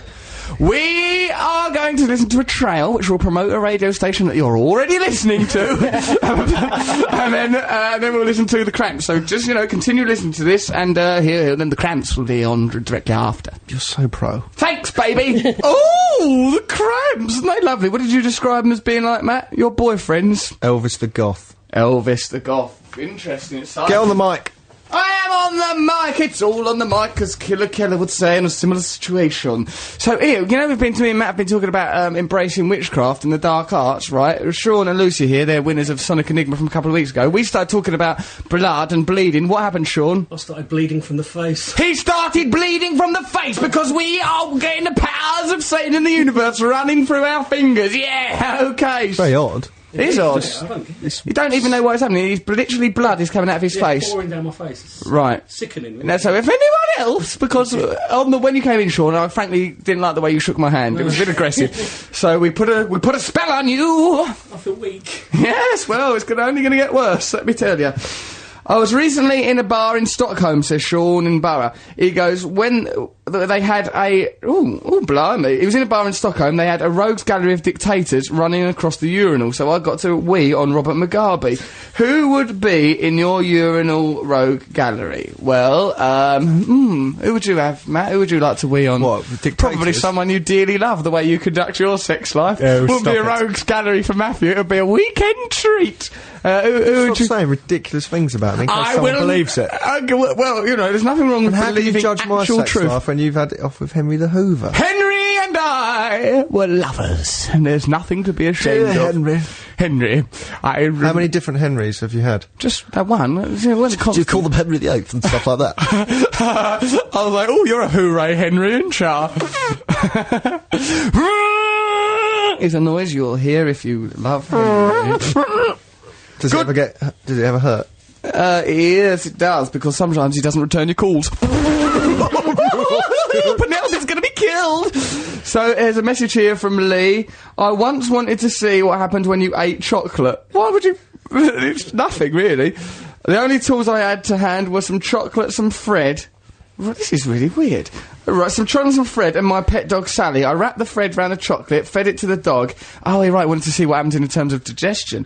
Wrapped some thread round the That's chocolate. scientific thinking. Fed it to the dog, paying out the thread like a fishing line, and then I decided it was probably in the dog's tummy by now. I waited for a few minutes and I pulled it back out. It was it was melted and covered in snotty goo. I was Oh. 6. Cheers from Lee. That's what happens to chocolate That when poor you put dog. it inside yourself. Must have Yeah. been well confusing for it. Oh, delicious chocolate. What's happening? Would have been really, really confusing for anyone. If you did that to a human, they'd be baffled by it, let alone a dog. Hi, Russell and Matt. Many years ago, my sister had to plead with my dad to be allowed to go and see Amen Corner. I wasn't allowed because I was too young and innocent to go to a pop concert. My sister wouldn't take me with her anyway. She was allowed, but she had a 10:30 curfew. After leaving, she decided to go backstage instead of going home. She was very late. She was found backstage with one of their drumsticks in her hand. Right, okay. Well, good. It could have been worse. My dad was so mad he took it from her and smashed it up into matchsticks. he said, I'll turn this place into firewood. That's because she was mean to me. Did the dad go backstage and meet her there? Well, I don't know what he was saying. I like that as did a he mean threat, the though. house? I'll turn this place into firewood. What a pledge. Because, that's a particular kind of wood as well. My mum used to say, I'll put all your stuff in bin bags. I'll put all your stuff in bin bags and chuck it out the window. Yeah, it's What good. did your mum used to say? Oh, this place ain't cleaned by fairies, It looks like a bombs it. It's like a pigsty. It's like a pigsty. But what was the threat? Did she never threaten something? Yes, she said, I'll make you go and live with your father, and he won't look after you properly, and he'll make you mentally ill. Eventually, she herself had to go to hospital, and this made good with this threat, and as it turned out, it was good for my personality also. You can only see Henry at weekends. No, Mother! That's not going to be enough! Our love burns brightly like a comet across the sky. Once you've tasted Henry and he's tasted you, you can't give up that love. It'll destroy us both, it'll consume us both, and God knows the bin bags are soggy, but I need him. That's the kind of way I used to be. Oh, God. Chris Blakey, I'll get you better, says, when I was in the Scouts, I hated myself. Well, I don't blame you. I always considered myself too punk to be kicking about in poncy socks and garters, marching about in stupid shorts. So on one camping trip, me and my mate nicked some matches and done a runner. We'd intended to set fire to one tree for a laugh, then go back. However, it being summer, everything was dry and all the bushes in the vicinity went up in flames. So we ran away and the girl guides had to put it out. Ha ha, stupid guides. The girl guides had to come to the rescue. The shame of it. I caused a big fire when I was at school, actually. Did you? On Dartford Heath. On Dartford Heath? In the summer, it used to get all dry, and you could choose what you wanted to do for games, and we did, bizarrely, orienteering with a compass on the heath. You little boffins! No, we didn't do that, we just smoked and stuff. And I set fire to a deodorant. We just smoked. Yeah, you were just hanging out and smoking. Listen, I set fire to a deodorant and threw it into a bush, and then literally, in the time I turned around to my mate, went, look at that, turned him round, it was like, it was out of control. Roaring inferno. So we did that thing where you have to run away, go, don't look back! Everyone, don't run, just look natural, walk normally, quickly, walk normally. Sort of panic, flustered pacing. And then fire engines came and everything. And then we went there on the Saturday to go and look at the burnt devastation. And we stood there and we went... Returning to the scene of your crime to gloat, were you? Yeah, it was classic. We could have been nicked if the detective had stepped out from the burnt hedge. If I was a gumshoe or a sleuth, I would have loitered there. Now, what about you, Lucy and Sean? Sean's clamping a cloth to his blood-soaked noggin. What sort of... Have you ever been involved in any wanton destruction? Had a little bit to do... Go a bit closer to the mic, blood gob! A little bit to do with burning down a factory once. You burned down a factory? Was it an insurance job? No, but there's some very nice houses there now. Really? Yeah, so in a way it was a good thing. I did him a favour. The factory wasn't active, was it? It was destitute. No, it was empty for the evening. It was empty for the evening? Yes. Bloody hell, Sean, that's a criminal act. Me and Matt, what we done was fun, playful. We're just joking. We were just joking, but when you pinched me, it really, really hurt. No wonder people do devil crafts on you. What about you, Lucy? Have you done anything destructive? No, because I'm good. You are a good girl, there's little doubt about that. I don't break things. Good. I've stolen some things. I haven't broken anything. Stealing, that's another crime. Next week's show's good old bit of stealing. Right, let's do, I'll tell you what, Matt, let's reenact the old Sonic Enigma, Okay. And then, you know, if you know the answer to it, text us on 64046. If you don't know the answer, just have a little shot in the dark. What's the worst that's going to happen? The answers yet? What? Matthew, stop looking around. Oh, here's some answers now. People sending... Oh, look, here's some answers put in by Adam, our mate. If some of them are right, then we need to make it... Is it Where Is My Mind from the Pixies, says Patsy. No. It's not, is it, Matt? No. Is it Walking in Memphis? No. Is it Dude Looks Like a Lady by Aerosmith, says Pete the Bedroom Man? Is it There She Goes by The Lars, says Simon? Is it Patsy Cline Walking After Midnight? Is it, says Ali from Scotland? I'm walking here. Ah, I see. Everybody's Talking by Nielsen, the theme song to Midnight Cowboy. Joe and Ray from North Wales. No, darling. Everybody's talking. Is the Sonic Enigma Walk on the Wild Side by Lou Reed? These are all good ones we could do another day. Let's keep this list. Oh, no, we've given the game away! Is it I Just Don't Know What to Do with Myself by Dusty Springfield, says Addy? No. Is it Lola by the Kinks? How would you come to that conclusion? I'm in a club and also, no. Peculiar.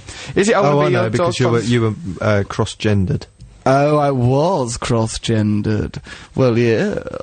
I Want to Be Your Dog by the Stooges. Englishman in New York, which Matt thought the lyrics How many more of these are you going to read out? Because frankly, they're boring. Okay, there's a lot of wrong answers is all I'm saying, so let's try and get it right one, shall we? Come on then, Matthew, let's do it again. Hello there, come in. Oh, okay, I will come in. Oh, God, I'm a bag of knives. I don't know what I'm goddamn well perishing doing, for Christ's sake already. Don't build your part. What's your name? My name, I don't know. What is my name? Oh, blimey, I'm so confused. You appear to have no drama training at all. I've had a degree of drama training, which enables me to do a wide variety of Mr. Kipling takes unavailable style accents. It sounds like Gandalf to me. Do your Harry Potter thing, Matt. Harry Potter! That's what Matt thinks the film Harry Potter is about. To be an actor, that's all you have to do. Potter! Harry Potter! Hang on, this is the Sonic Enigma. Anyway, that's not part of the Sonic Enigma. Don't Rewind. back up. Back up there. Okay, so right there, right. So This Enigma is reversing. Okay. Right. Okay. So that's. Earth was that? I don't feel well. Is that what Henry does at the end? Henry at the end just thanks me warmly, then he's kicked back into the stair room so I don't have to look at his grinning little Stair face. room? Spare room, but it sometimes gets called the stair room because that's where the neighbours used to come and stare at me, so that boy does a lot of vacking. So, come on. Let's, right, do the Sonic Enigma again. We'll start at the beginning and we won't let it descend into going Harry Potter. Hello, Don't sound exhausted with life, Matt. You are It's tiring working with you, mate. spiritually destructive, isn't it? Come on. Come on. Hello, come on in. Oh, my word, thanks for having me in here. Oh, crikey, oh, blimey. What's your name? My name, if only I knew my name. Shall I try and guess your name? It could be anything, I suppose. Hooter. So there we go, that'll do. I think that gives us the general impression. If you know what that is, text us on 64046 or email russell.6music@bbc.co.uk. That's a Sonic Enigma. Sean, Lucy, have you got any ideas, or do you want some more devil worship on your bottoms? I'm bleeding enough. He's losing an... Oh, blimey, you saucy devil. It's a lot of claret, you dirty sods. We apologise for that on behalf of... We need to focus our powers. Right, let's focus our powers properly. Let's listen to a bit of music. Matt, what are we going to listen to, mate? Gun Control by Joy Zipper. Fine. Gun Control by Joy Zipper. No sooner said than done. Well, there we are then. There they was. That's Joy Zipper. More singing from you. I'm allowed to sing. At least I'm not doing show numbers like you. Fair enough, yes. Fair enough, Matt. It's difficult to quarrel. You okay there, Lucy and Sean? Yeah, Yes, thank absolutely. you. Why So not? good I'm not for good. one another. Now happy together. So we brothers and sisters, are you? Did you get on all right when you were growing up? No. No. Why? What's wrong? Oh, I hated him. Yeah, Why? Because he used to do things and tease me and... Uh-oh, we're through the looking glass now. Suddenly, it's not such a pretty picture. No one's getting the Sonic Enigma right because I think we're making it too difficult. Matt, What? we're gonna have to look Maybe at it's an ourselves. obscure tract or something. No, I don't think Is it's it? not for It's this not really. radio station. I wouldn't have thought It's a good so, radio Matthew. station, this. Yes, we're very Music's lucky, very good. lucky to be here, Matthew, and I think perhaps you should remember that when you're standing outside urinating on a plaque. Whilst my husband was 8, says Victoria in Loughborough, he skived off school, made a flamethrower using a bike pump and his sister's nail polish remover. Should consider a career in terrorism, that's very good.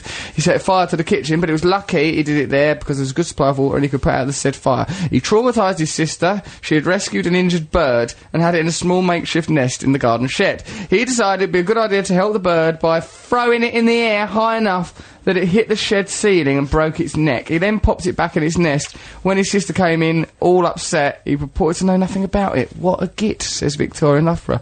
Distressing story, really. Children have an urge to destroy, don't they? Where is that urge But then coming they from? curb it. They curb that urge. But maybe as it's part there of growing latently. up. Yeah, I suppose there seems to be something of Do you a remember latent urge. coconut shies at the fair where you just threw a...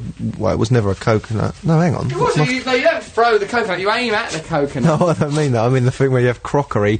I used to love that. It was Well, the most smashing up amazing crockery. thing. Crockery on shelves, and then Yeah. you threw wooden balls at it, and you could just break old crockery. It's good, wasn't it? Brilliant. Really good. Why don't they lovely. do it anymore? Why has that been let go of? You know, when we become in more innocent times, it was enough to just smash up plates, wasn't it? That was brilliant. As entertainment, but now, I don't know. Things are it's difficult, Matthew. Well, you have to go to the theatre now, don't you? Yeah, you do. Oh, we've got your cultural review to look forward to. That's going to be fun, isn't it? What are we going, for? Because am I doing what I think I'm doing, or are you going to scupper me? I might not scupper you, Matt. You just do what you think your cultural review is, and we'll just get on with our little lives. Brilliant evening last night. Did you? I'm glad Which I to will hear review it. later. It's probably more of your deviance, isn't it, if we're honest? Not deviant. Shall we listen to a trail, then we'll listen to Hell's Bells by AC/DC, then we'll start thinking about culturally reviewing things? We've only just had We've only just played a song, haven't we? Oh, well, I suppose so. What do you want to talk about? Do we need to do the Sonic Enigma again if no one's getting it? No, I'm sick of doing that. We'll get No, some but I answers in a mean, minute. make it easier. Yeah, we'll do it a bit, but we'll revise it while this track's on and then sort it out. Very blasé, aren't you? Yeah, I'm a blasé man. I'm very blasé about life. Shape up, mate. Put your socks up. I think I'm in pretty good shape when it comes to broadcasting. Let's listen to AC/DC and we'll come back with something. Okay. Come on, dear. Both by sea, but all they see, because we're incorporating sort of a bit more devil worship into the show. We like to incorporate Satan. If Satan can be included, it's only to the show's benefit. Sounds like, What does it sound like, Matthew? Cyril Snare. Cyril Snare! No. is That's it the Cyril pigs. Snare? Cedric Snare is the one who goes, "Oh, Mr. Snare." Because this is a real broad cultural reference point. A cartoon that used to be on Going Live for a period of about 18 months in our childhood. Even G, who is about our age, is looking on with baffled disgust, quite frankly. But then he is a man, when I said, "Do you want us to play a track?" responded, "Uptown Girl" by Billy Joel. That was his response. And he thrust his fist into the air as if to suggest that is somehow affiliated with Black Power. Billy Joel is not an icon of Black Power, G. If anything, he was racist. He's not racist! He was a nice bloke, I like him. Now, He's not dead. Why do you think everyone's dead? You talk about people in the wrong tenses. Do I? It's 'cause you I go, don't- he was a great bloke. he was a lovely fellow, and I think it's a bloody shame. What? Billy Joel had a joint funeral with Tony Hart. Earlier. We to lost the- them both. But we saved a lot of money on coffins. The best way to destroy a CD is in the microwave. Blue sparks fly, and the resulting smell is dead nice, says Stu. I impregnated my mate's clay model with air bubbles. When he fired it in the kiln, it exploded and destroyed the whole class's work. I remember He took that. the blame, says Nigel in Ride. Now, we got Victoria on the phone from Brighton. Still trying to get hold of Oh my God, Adam! Like the Adams that work with us here, they just put their arms in the air, just in absolute confusion and dismay. Hi, Russ and Matt, says Natalie from Upminster. She's 12 years old. She goes, I once destroyed my brother's armpit hair by sticking chewing gum in there. I thought I'd be able to take it out easily, but in the end I had to cut out most of his armpit hair. Please read this out loud, because I her love brother your in show a and I'll be coma? very happy. Her brother, apparently, yes, is in a coma. Why did she say, "I'll put it there," and then I thought I could get rid of it, so I had to cut it out? Where's her brother in Well, her the story? brother, it's like his armpit is left on the sideboard and he was out playing football. Hold on, Mo. There's something chewy down there. That shouldn't be chewy down there. Normally when I chew my armpit hair, it hardly even resists. Well, Natalie, I think what you done was a very noble, very beautiful thing, and you are a very wonderful. lovely young lady. You're a very special girl. This is Natalie. We send you actual love. Go on that fan site, Russell. Like you go on my fan site, russellbrand.tv. Then go on the fan site bit. It's good. Go in there, find out more about gigs I'm doing, find out about all sorts of stuff. Be a laugh, wouldn't it? You're right, Matt. I've never seen you look so baffled, fumbling with that pen as if it was a bloody some sort of instrument of joy. Just that you saw yourself in a magazine, an advert for your tour. And went, me! Me! That's me there in that magazine. Yeah, I was in the Observer magazine just so I know it still surprises me when I see myself existing But outside that's of what me. a child would do. Me! I know, well, some aspects of my personality were arrested due to the difficulties of my childhood. Right, here's some entries to the Sonic Enigma. Is it Walk This Way by Aerosmith? No. Is it On a Rag a Tip by SL2? No. That's Stephen in Southampton's suggestion. Is it My Name is Eminem by John? All right, then, my name is by Eminem. My name is Eminem. I'm a rapper from the States. I'm bloody furious with society. I don't. to Eminem. It's just having a break. I like him. Is it Walk on the Wide Side by Matt from Aldershot? That's a suggestion from Lou Reed. No, it's not. So, Matt, it's too hard. Let's do it again. Make it a bit easier. Really easy, yeah? Not really easy. A bit easier. Okay. A bit easier. Come on in, doll. What's wrong with you? I got some kind of goddamn crisis, so as I don't know what exactly, What's though. your name? My name? Oh, I don't know. It could be anything. Perhaps it's Edgar, perhaps it's Steve, perhaps it's Billy Bunter. That must be easier. Easier now. We've said two vital words. So Sean, blood chops, is looking on more confused than ever. Yes. Don't you know the answer? Oh, no, I don't know the answer. Oh, he's baffled. Losing his voice as well. He's as the losing his blood. voice, he's losing his mind. It's wonderful to watch. Right, okay, right, we've been talking about destruction, and we've got here, Matthew, this is a moral riddle. You'll like this, we've got a moral riddle. Riddle me this. Riddle you what? Okay, it's Victoria on the phone, she's calling us from Be Right On.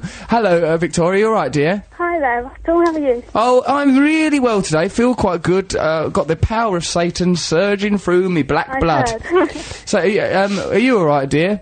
I'm good, yeah. What are you doing in Brighton? Not a lot today, just Living. Look, Matthew, don't just look up from it. Matt is scribbling something on a bit of paper. It looks like a drawing of his own genitalia. And then just looks up, goes, living, barks that into his microphone. He doesn't concentrate on his job. He's really, really self-involved and childish. So, Victoria, you're how old are you, love? I'm 19. 19, alright. So you're at college or something? Yeah. What, in Brighton? Yeah, in Brighton, yeah. Yeah, in Brighton. Why, now Victoria, you'll forgive me for saying you sound a little bit listless and jaded. You're only 19 years old. Why is that? Are you a bit tired? No, not really. Well, I mean... I'm just like that. This is just something you like it. Well, the reason we've contacted you is because of the nature of the text message you sent us. Now, tell us what the content of the text message was. Well, basically, I've had a woodlouse trapped under a glass in my room for about 4 days. Right, and you're wondering what to do. 4 days? Is it all right? Because yeah. we thought this might be a nice moral dilemma for us to deal with. That's not a moral dilemma. That's like a little terry-weight cockroach. Is it a cockroach or a woodlouse? They ain't even got friends. Is it chained to a little tiny radiator? It's a woodlouse, Matt. That's in woodlouse days. Yeah. 4 days. It's done about 20 years. That's more than terry-weight. You think about the portion of that woodlouse. How long does a woodlouse live? About a month, I don't know. I don't know much about it, but I reckon you've just given it pretty much a life sentence. And unless Get him out, put him back in the garden. you want him to be freed, Matt. Yeah. Sean, Lucy, what do you think should happen to the woodlouse? Step on it. Step on it, okay. Pretty much, yeah. Step No, on that it. means We could put him go in the either way. garden fast and step on it. Step on it, pacey, go on, get it free. Well, what's your instinct telling you to do, Victoria? Well, I've just checked on it and it's dead. God. You horrible little Why is it cow. always about Eat animal it. murder? Why have you done that? Oh, you left it there for 4 days. On purpose, I didn't know. I wasn't checking on it. He wasn't checking on it. What you should have done in future, Victoria, you need to, if you trap it in the glass, then put a bit of paper under that glass, then you've got it, it's sealed in there, because I can understand you're afraid of that creepy little thing. It's Yeah. probably something deep in your psyche. Then take it out in the garden, give it its freedom, because now it's there all dead, all brown underneath, is it? Do you think as a little punishment, maybe you should eat it? Because you've done something very, very bad? Do you think you should maybe pop it in your gob? Crunch down on its little shell body? On its carapace. Clamp down on its carapace, Victoria. Hey. Dead are still moving. It's get in the garden, it could live. Give it some Put sugar. it back in the garden and let's move on from this difficult episode. This is a difficult episode for it all. Put a bit of paper under it, put a little bit of sugar or water on that paper, and it can suck up the nutrients, can't it? Do you know anything about animals? Yes! Yes, I Suck do! up nutrients. It can suck up Sugary nutrients. water. It'll suck up the nutrients for its hooves, Matthew, and before you know it, it'll fly to freedom. Fly, my pretty woodlouse, fly. I'm throwing it out the window. Oh, Lucy! That's good, that's good. It'll survive that. It's just done 4 days hard labour, now it's been chucked out a window. For God's sake, what kind of life is it? Character building. It's not, it's the Nelson Mandela of woodlice, and now when instead of its hero's welcome that it should be getting on leaving Devil's Island, it's been Robin chucked out a Island. window. Devil's Island, Robin's Island, they're all just islands, aren't Treasure they? Island. Treasure Island, Isle of St Clair, Isle of Wight, Isle of Man, diddly I chai. So, alright, so have you thrown it out the window already? Yeah. Oh, Victoria, you sweet princess of destruction, perhaps you'd like to join our satanic cult. Would ya? Yeah, that would be good. Fair enough. Now, you will be involved in a lot of devil worship. We'll send you some missions in code later in the show. You'll be going down to Fleet Street with Molotov cocktails. Okay, dear. Well, thank you very much for your contribution, sweetie. That's Now, fine, I love the show. I love you as well, and I am the voice of this show along with Matt Morgan and absent but not forgotten Cockedy Trevor Lockedy. So we'll talk to you later. Victoria, thanks for listening, hun. Okay. See you later. Bye. Bye-bye. Bye-bye. Well, then, she'll be a good person to have. If she can coldly kill a woodlouse in that fashion, she'll be a good person to have in our satanic cult, won't she? She's a bit lacklustre. Hold on, Matt. Maybe, you know, she might seem lacklustre, but during that call, you know, we was talking to her, oh, get his tribe to go get bloody sugar solution for that woodlouse. She'd gone and bumped him off. Why are you suggesting sugar solution? I don't know, what else is she going to give it? I don't know about the diet of What do you think woodlice. of hedgehog? If I'd give a hedgehog cat food, That's quite good. give it cat food. Don't give it milk, clog it up. Clog up the hedgehog, clog it Right. up with bunts. Come on. What? Come on, what? We're in a bizarre cul-de-sac of talking about... This is not a cul-de-sac, look at my upbeat energy. Right, so we've done that Sonic Enigma now, we've made it really easy. Text on 64046, let's do it again, Matt, but let's do an abridged version. Right, go on. Oh, hello, doll. What seems to be the problem? Oh God, I got some sort of goddamn crisis. So what I do, What's I your got a name? crisis. My name, oh, I don't know. It could be Sam, it could be Stan, it could be Billy, it could be Steve. I think there's something wrong with you. Oh, yeah, there's some sort of crisis. So there you go, that is it. You can text us on 64046. If you get the right answer, you, like Lucy and Sean, could be brought into this studio to have satanic experiments carried out on your face. So, yeah, well, Matt, should we listen to a record? Yes, let's listen to The Rapture. Why not? Why not listen to them? Get myself into it. I'll get you into something, young man. Get myself into it by rapture. With a little bit of assistance from Master Sue, the Pinch My Skin Pinch my Tai Chi skin. guru. There he goes. He's inviting you to pinch his skin to prove his perpetual youth. So we've been talking about destruction on this show. We've been doing Sonic Enigmas on this show. Me and old Matty Morgan, Stansky and Freeman. Here's one. It's an email on the subject of destruction, so as it is. It goes here. It's Matthew in Croydon. He goes, when I was 9, with one of my special uncles, he gave me a bag of Belgian bangers in order to curry favour with me so he could rap my mother untroubled. Nice bit of language. That's nice, isn't it? So he could rap Read my it mother again. untroubled. When I was 9, one of my special uncles gave me a big bag of Belgian bangers in order to curry favour with me so he could rap my mother untroubled, says Matthew in Croydon, with a touch of the Martin Amis about him there.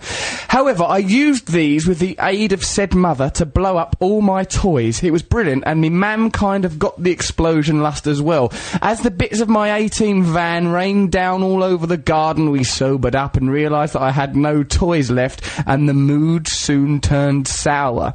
It wasn't long before I had a new uncle teaching me magic tricks, though. Matthew in Croydon, who has learned to turn growing up in a brothel to his advantage, much as Richard Pryor before him did. I used to blow things up with bangers. Did you, mate? Oh, it's brilliant. Yeah, he put them in a glass. Yeah. Put them in a bottle. Try and do the lid up and quickly throw it.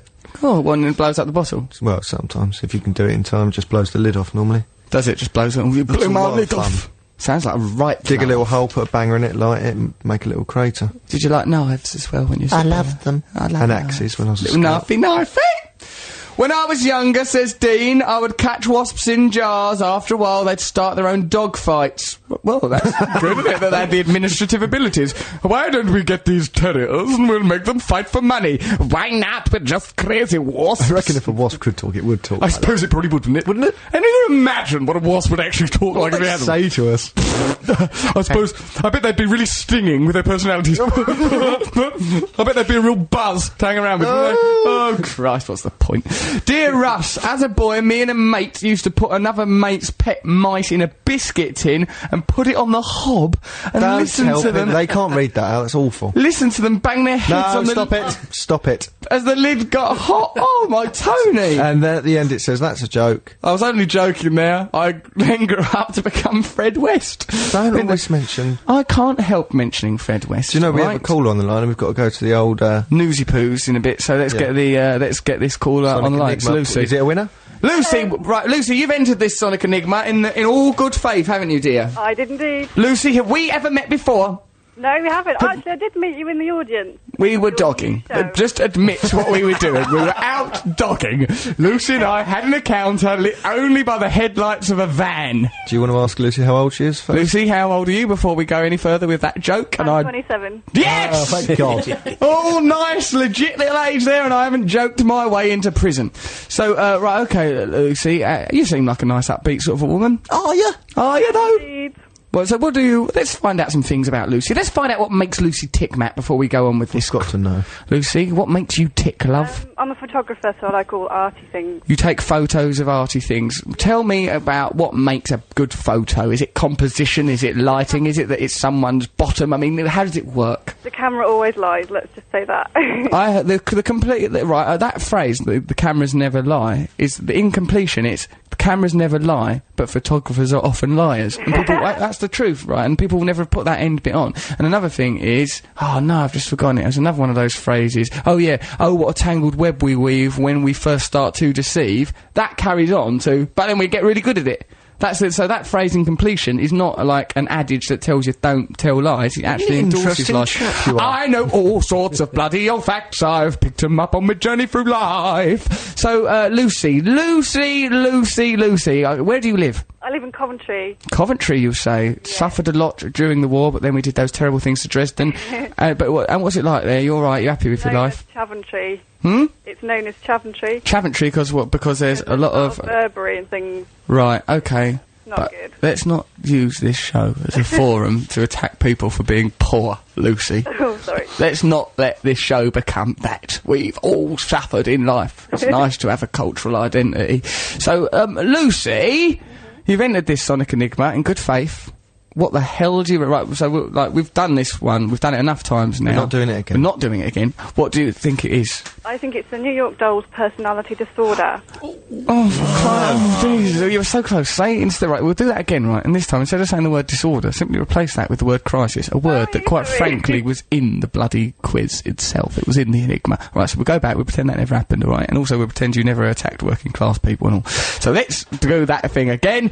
Lucy, what do you reckon the answer is to the Sonic Enigma? It's New York Dolls personality crisis. And what? That's good, that's correct. And the people of Coventry, generally lovely? They're lovely people. Woohoo! Yeah, Lucy! Lucy! So, we spend this whole show attacking everyone. Then we have the gall to say that to lovely Lucy. Thank you, Lucy. Right, so you've got the answer correct. What point did you get it right? Did you get it right recently, or have you known it for ages? I got it right the second time you played the Sonic Enigma. See? So you didn't play it, baby. We acted. That was acting. That was live. That was happening in the round here, live at the BBMFNC. Loser-loo. Right, okay, Lucy, thank you. Are you going to come down then and see us? Come down, yeah. Come down, bring, like, friends and stuff like that. Get drunk and just come and hang out here. Lovely. Just get all woozy and boozy, come and worship Satan with us. It'll be a right laugh. You don't have to worship Satan, just be into him a little bit. I have had witchcraft cast against me, though. Have you? You're My dad going to be... has, yeah. Your dad, what happened? My dad lived in South America, and Yeah. a lot of witchcraft in some parts of South America. Mm. And he had to, like, get people's toenails, and I had to be blessed by priests and stuff, but that's another story. It's an exciting story. You can tell us when you're down here next week, because by then we'll be looking to cast spells over people, and that'd be brilliant. You can be, see, this cult is growing by the second. It's brilliant how it's working. Right, Lucy, thanks very much. We'll be meeting you next week. You'll be on the show, and just, aren't you having a lovely time, this week's guest? Sean? You must be prepared to bleed when you come Be here. prepared to bleed. We will. We say that to everyone who comes in this studio. You're going to lose a bit of claret. So, okay, Lucy, we'll be meeting you next week. Next week it'll be your blood on the carpet. Now it's time for a show we like to call Newsy Poozy. Newsy Poozy. Yeah, yeah. Oh, they really are having a crisis, aren't they, those boys? Oh, they're dressed. The amount of drugs they're taking.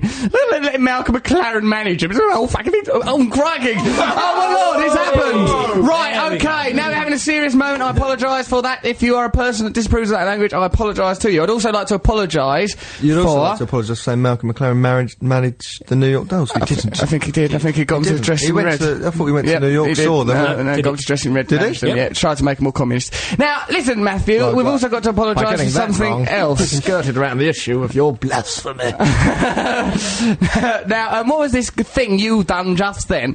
Matthew, you might have noticed during the news, Master Sue burst into the studio of his own accord and shouted, "Pinch my skin." Now, we're obviously the person that introduced him to the world of media, so in a way we're responsible. Yeah. Matt, actually, it was He Matt. looks guilty now, and he's... He said, "Master Sue, what would you like to say? Master Sue, you've done a terrible thing. What would you like to say by way of a..." Oh, he doesn't even regret it! You've undermined the integrity of the news! Julie's coming here from Music Week and told us off, quite rightly. I respect Julie, not least because she smells bloody gorgeous. She does. She smells delightful. It's perfected me. Things like that gets right into your bloody limbic system. That's the ancient part of the brain, unevolved since we were lizards, and gets you right in the ghoulies. But what we done by playing Pinch My Skin in the news was naughty. It was bad. It was But we did wait till it was the music news, because Adam goes, "Don't do it when it's talking about the Pope," whatever it said about the Pope. Adam goes, Adam said nothing. He goes, "Them suckers over at the news, they won't have the..." Like, Adam's our producer at Six Music. He goes, "They won't have the balls to do it." Then he got out his own balls to demonstrate. No. He goes, "I ain't got a lovely set of these." Then he pulled them tight. Pulled the skin really taut. Squashed them together, and the nuts were like out the top, like a bunch of flowers. Like a bunch of flowers oozing out of his fist. And goes, "If anyone comes and complain, they're going to get a bunch of skin and nuts." And then, when someone did come to complain, he hid under the desk. Hid under the desk, crying and scratching frantically at his own genitals. I'll get in trouble. I'll get in trouble. I've done wrong. Then, didn't, of Master Sue, what do you say in? You should apologise to the news. Come on. I'm sorry. Master Sue, do you find me attractive on any level? Every level. You lovely, lovely little man. Let's have a look at what you've got down your little trouser lops. Look at it. Oh, that's lovely. Do you mind if I touch you? I've got to get out now. Oh, God. You certainly are a mighty Tai Chi master. Got an update here from Victoria, the woodlice girl in Brighton. Remember, we had her on the phone. She had woodlice trapped under a Woodlice cup. Woodlice news. Pinch my skin! See, how would you like it if the news came under there and said, oh, the Pope feels sick or something? Yeah, I mean, it really brass you off, wouldn't it? I wouldn't mind at all. No, I wouldn't care either. Who gives a monkeys about anything? We'll all be dead soon. We're all just dust waiting to happen. Hello again, Victoria, the woodlice girl says. She goes, I threw it. She goes, here's an update on the woodlouse situation. It landed on the patio and then, ellipses, ... my cat ate it. Lie. Seriously. She wouldn't be able to see it. She then from goes, up there. seriously, he did. He's very greedy. Then a kiss. I believe her. All right, Matt, you want to go through life being cynical, yeah? You go through life being cynical. But don't blame me when you end up lonely and bitter in an old folks home with your own poop over your legs because even the nurses won't talk to you because you're so bloody cynical. What a lovely image. Right, so are we going to review I've got loads of lovely emails here. Some of them are good. Look at this Mark in Great Yarmouth. Don't We just look at them, why not read them out? Smashed up a washing machine with my mates with a pickaxe and one of his mates lost a toe. You know, it's just lovely, lovely stuff. This is some things, a poem for you. Oh, look, someone else has had the gall to write a poem, gee. Windows, careers, tabloid newspapers, Russell and Matt practice their satanic verse vodka before showtime. The blood-drenched mime, but swearing on air is just crossing the line. Well done, that's reactive. Henry the Hoover rejects Russell. Actually, this might undermine G's poem, so we won't read it in case there's some of the same themes. You've got our own poet laureate. So, I doubt it. Whoa! He's confident in his poetry. Oh yeah, he's a street poet. He's from the hood. Oh yeah, he'll pop a something in your bot if you cross him. Oh crikey! I just saw a bit of footage the other day of Tupac Shakur, who I renewed my obsession with. Him going like saying, oh, do you think you're a very good role model for kids? He goes, I'm 21 years old. He goes, look at that phrase, role model. Role model. Both those words indicate things that are false. Role is something you play, model is something that is constructed. I ain't got no obligation to be a constructed thing. F off. I'm doing what any of my 21-year-old will do. I thought, bloody hell, he's only 21 when he's saying that. He's clever. And then I made a big thing. And I went all gay for about half hour. Just started looking at All Eyes on Me record, took down my trousers and that, just stood there in the room. Housekeeper came round, she's gone, Russell, what you've changed, why have you gone all weird? And she's retired now. So, I got an email here, it says, Dear Russ, as a boy, me and a mate once put another mate... Oh, Christ, it's that biscuit tin one again. Oh, Christ, it's back.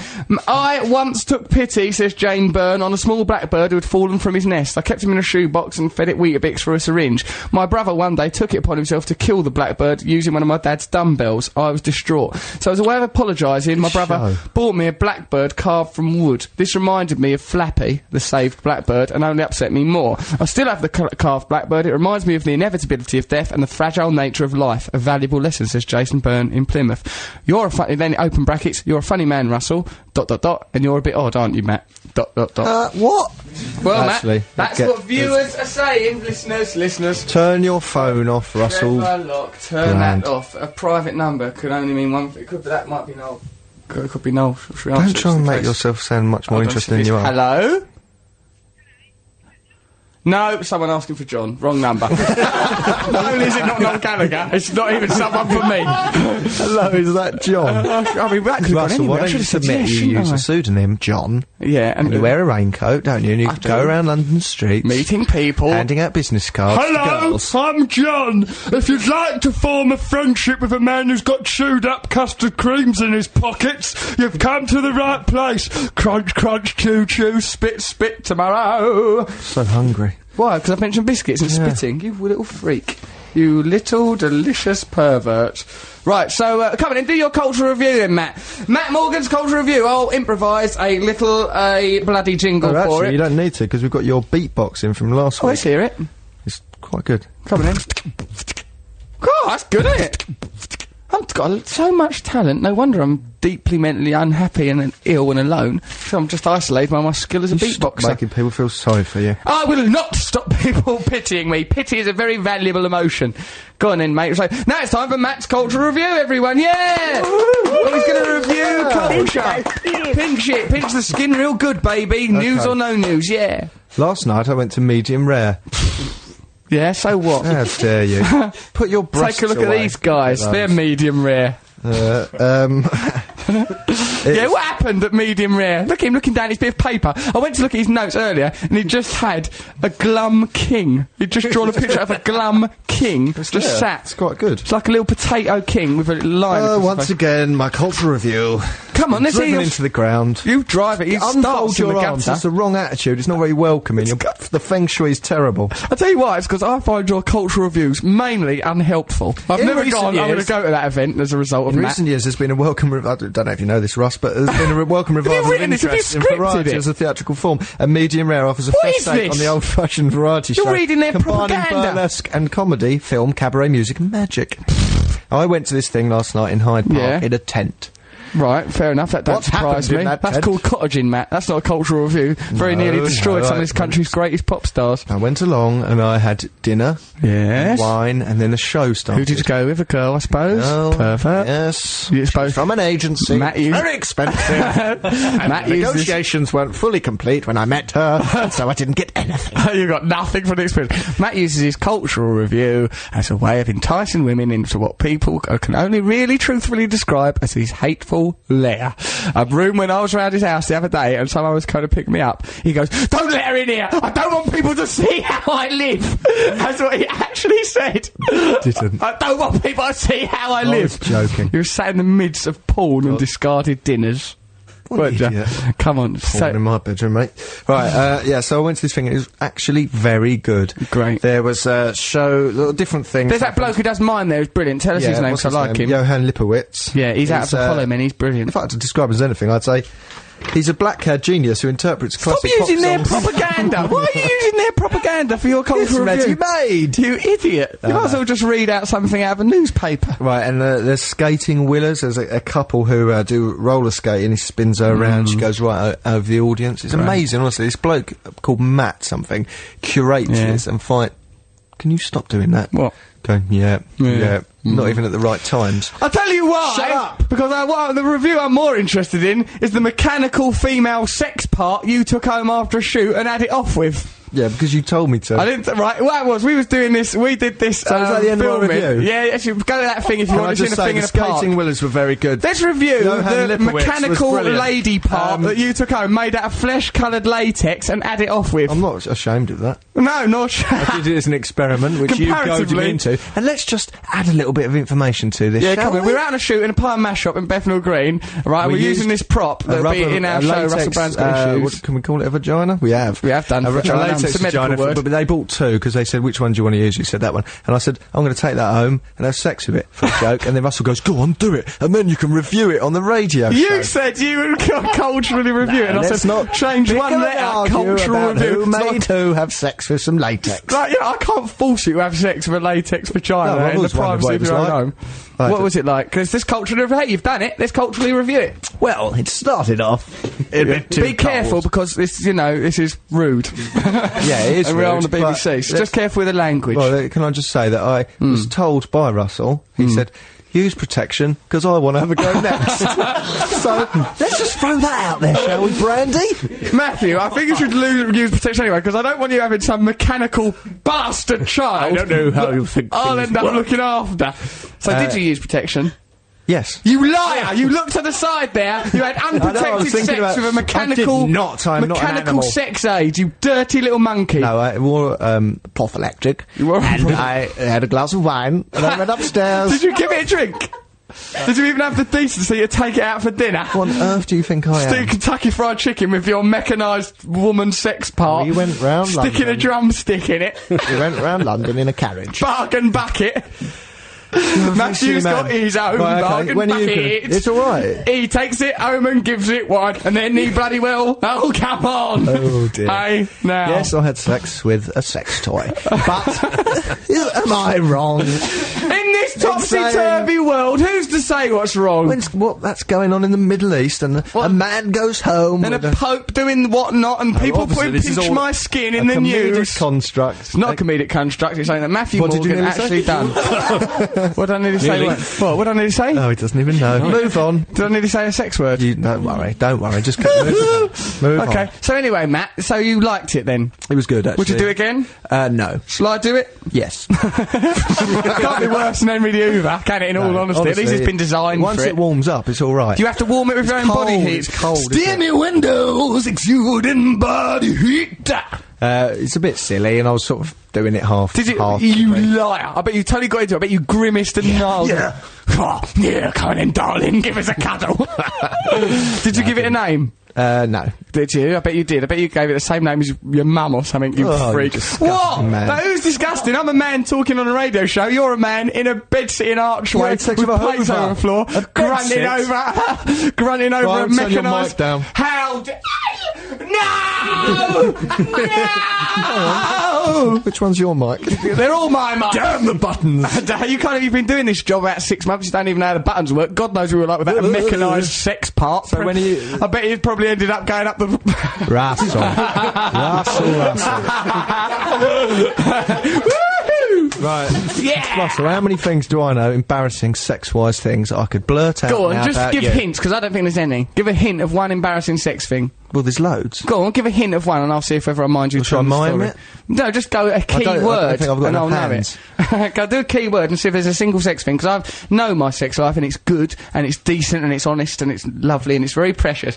When a man and 3 or 4 women love each other very much, it's a natural way of expressing themselves. No, there's nothing. Anyway, I'm getting married now. I'm settling down. All this madness, it's doing my head in. You've got to have sex with that thing. All right, I will. Don't say that rub in his face. I'll have sex with it if you like, as long You as you... said it's all right. It's just, you know. It's just natural. There's nothing wrong with it. It's only Mother Nature. It's nothing more natural. But it's not wrong with it. Why Who are we cares? talking about this on the radio? What's wrong with us? This is Sunday We're morning. bad machines. We're bad machines. We're not long for this world, Of course are we? we're not. We'll both be dead soon. We can't live like this. G, coming in. G's here, poet laureate of the show, to do a poem. I'd be better if you include Matt's mechanised friend. I tried to create atmosphere there, and it just All right, occurred. yeah, G. Woo! Yeah, woo! Right, yeah, come on. Okay, this poem is about destruction. Yes. Some would say that man's true purpose on earth is to enlighten his mind's worth and quench curiosity's thirst. Some would argue that our very reason for being is to examine life's season and search for a harmony to believe in. Ah, smash it, take it, crash it, break it. What about our desires for world peace? Oh, how easily we forsake it. What about cavorting with Henry to achieve release? Oh, how easily Russell rates it. Shouting boobaloo when he Rapes it. sees those wheels in the hope that he might date it. Destruction, it's our addictive compulsion. Matt's pictures of revulsion prompted a quick school expulsion. So now we're at a satanical junction to torment journalists and their assumptions. Somehow he thinks that serving the Prince of Lies and his desires already lists as high as one of their functions. Satan is king, yeah, alright, Mr. G there. He said Prince of Lies, that's negative. Prince which of is Lies, what they like call what? him, isn't it? Who? They call Satan Prince of Lies. Jesus is Prince of Peace. Prince of Peace. Prince of Lies. Lies. Prince of Bloody Tides. Prince a whole of bunch Lies princes. is you, with your lies about me and a rubber thing, and lies about Henry the Hoover, which I don't believe. I'm just, we're all just having fun. This It's show all is actually just a carefully scripted by a team of writers. Matt and I just come out and perform it for an hour My name's or so. Peter Green, and I've been playing Matt Morgan. My name's... Past few weeks. I'm called Stiffy Pig Smell, and I just do what I can to get by in life, alright? I just do what I can, get by in life. I'm Stiffy Pig Smell. I just saw a piece of paper that said 1 minute left. 1 minute I think left. it's Guess what's talking coming up? about It's our careers. Julie Sweet Smell Kavanagh with the Music Week, who's made me have a crush on her now with that smell. Look at the armpit sweat you've got. Well, where do you want it to be coming out of? A rubber mechanised vagina, your only friend? I mean, there's nothing unnatural about me, a man working his hardest, trying to keep things So why afloat. did you make me put it in a cab round to your house last night? I did not do that. Put it in a cab, you said. Put it in a carrier bag and stick put it it in the under cab. your bed, covered Cab's in coming. dog's hair, which you're using to make it more authentic. Now, a silly man. Listen, it's Music Week now. Stay with the show. Why not listen to the Queens of Noise as well? Listen to Six Music all the time, for heaven's sake. Why the best wouldn't you? radio station. Best It's radio got show great there is. music. Got good music. Got authentic. It's nice. Nice to listen to it. No adverts, except for adverts for the station you're already listening to about every 25 seconds. Thanks to everyone who helped on our show. The Adams G, our lovely guest, Lucy Troy. You look, the pair of you look like you've been through a car accident. Why are you shaking? Why are you Lucy's shaking. He's smothered in blood. Ever since we've become devil worshippers, things have gone crazy round here, haven't they? haven't they? Really have. I like devil worship. It's nice to worship Satan, if anything. Exciting. What are we going to play out on? Midlife Crisis, Faith No More. Oh, okay. Let's listen to that then, channel. Oh, crikey. Stay with Six Music. Take it easy. Look after yourself. For God's sake, we're only on this earth for limited time. Use that time to worship Satan and to act our evil plans. Boy, I love you. Everything we've said is a joke. Everything. Take the bin out, Satan.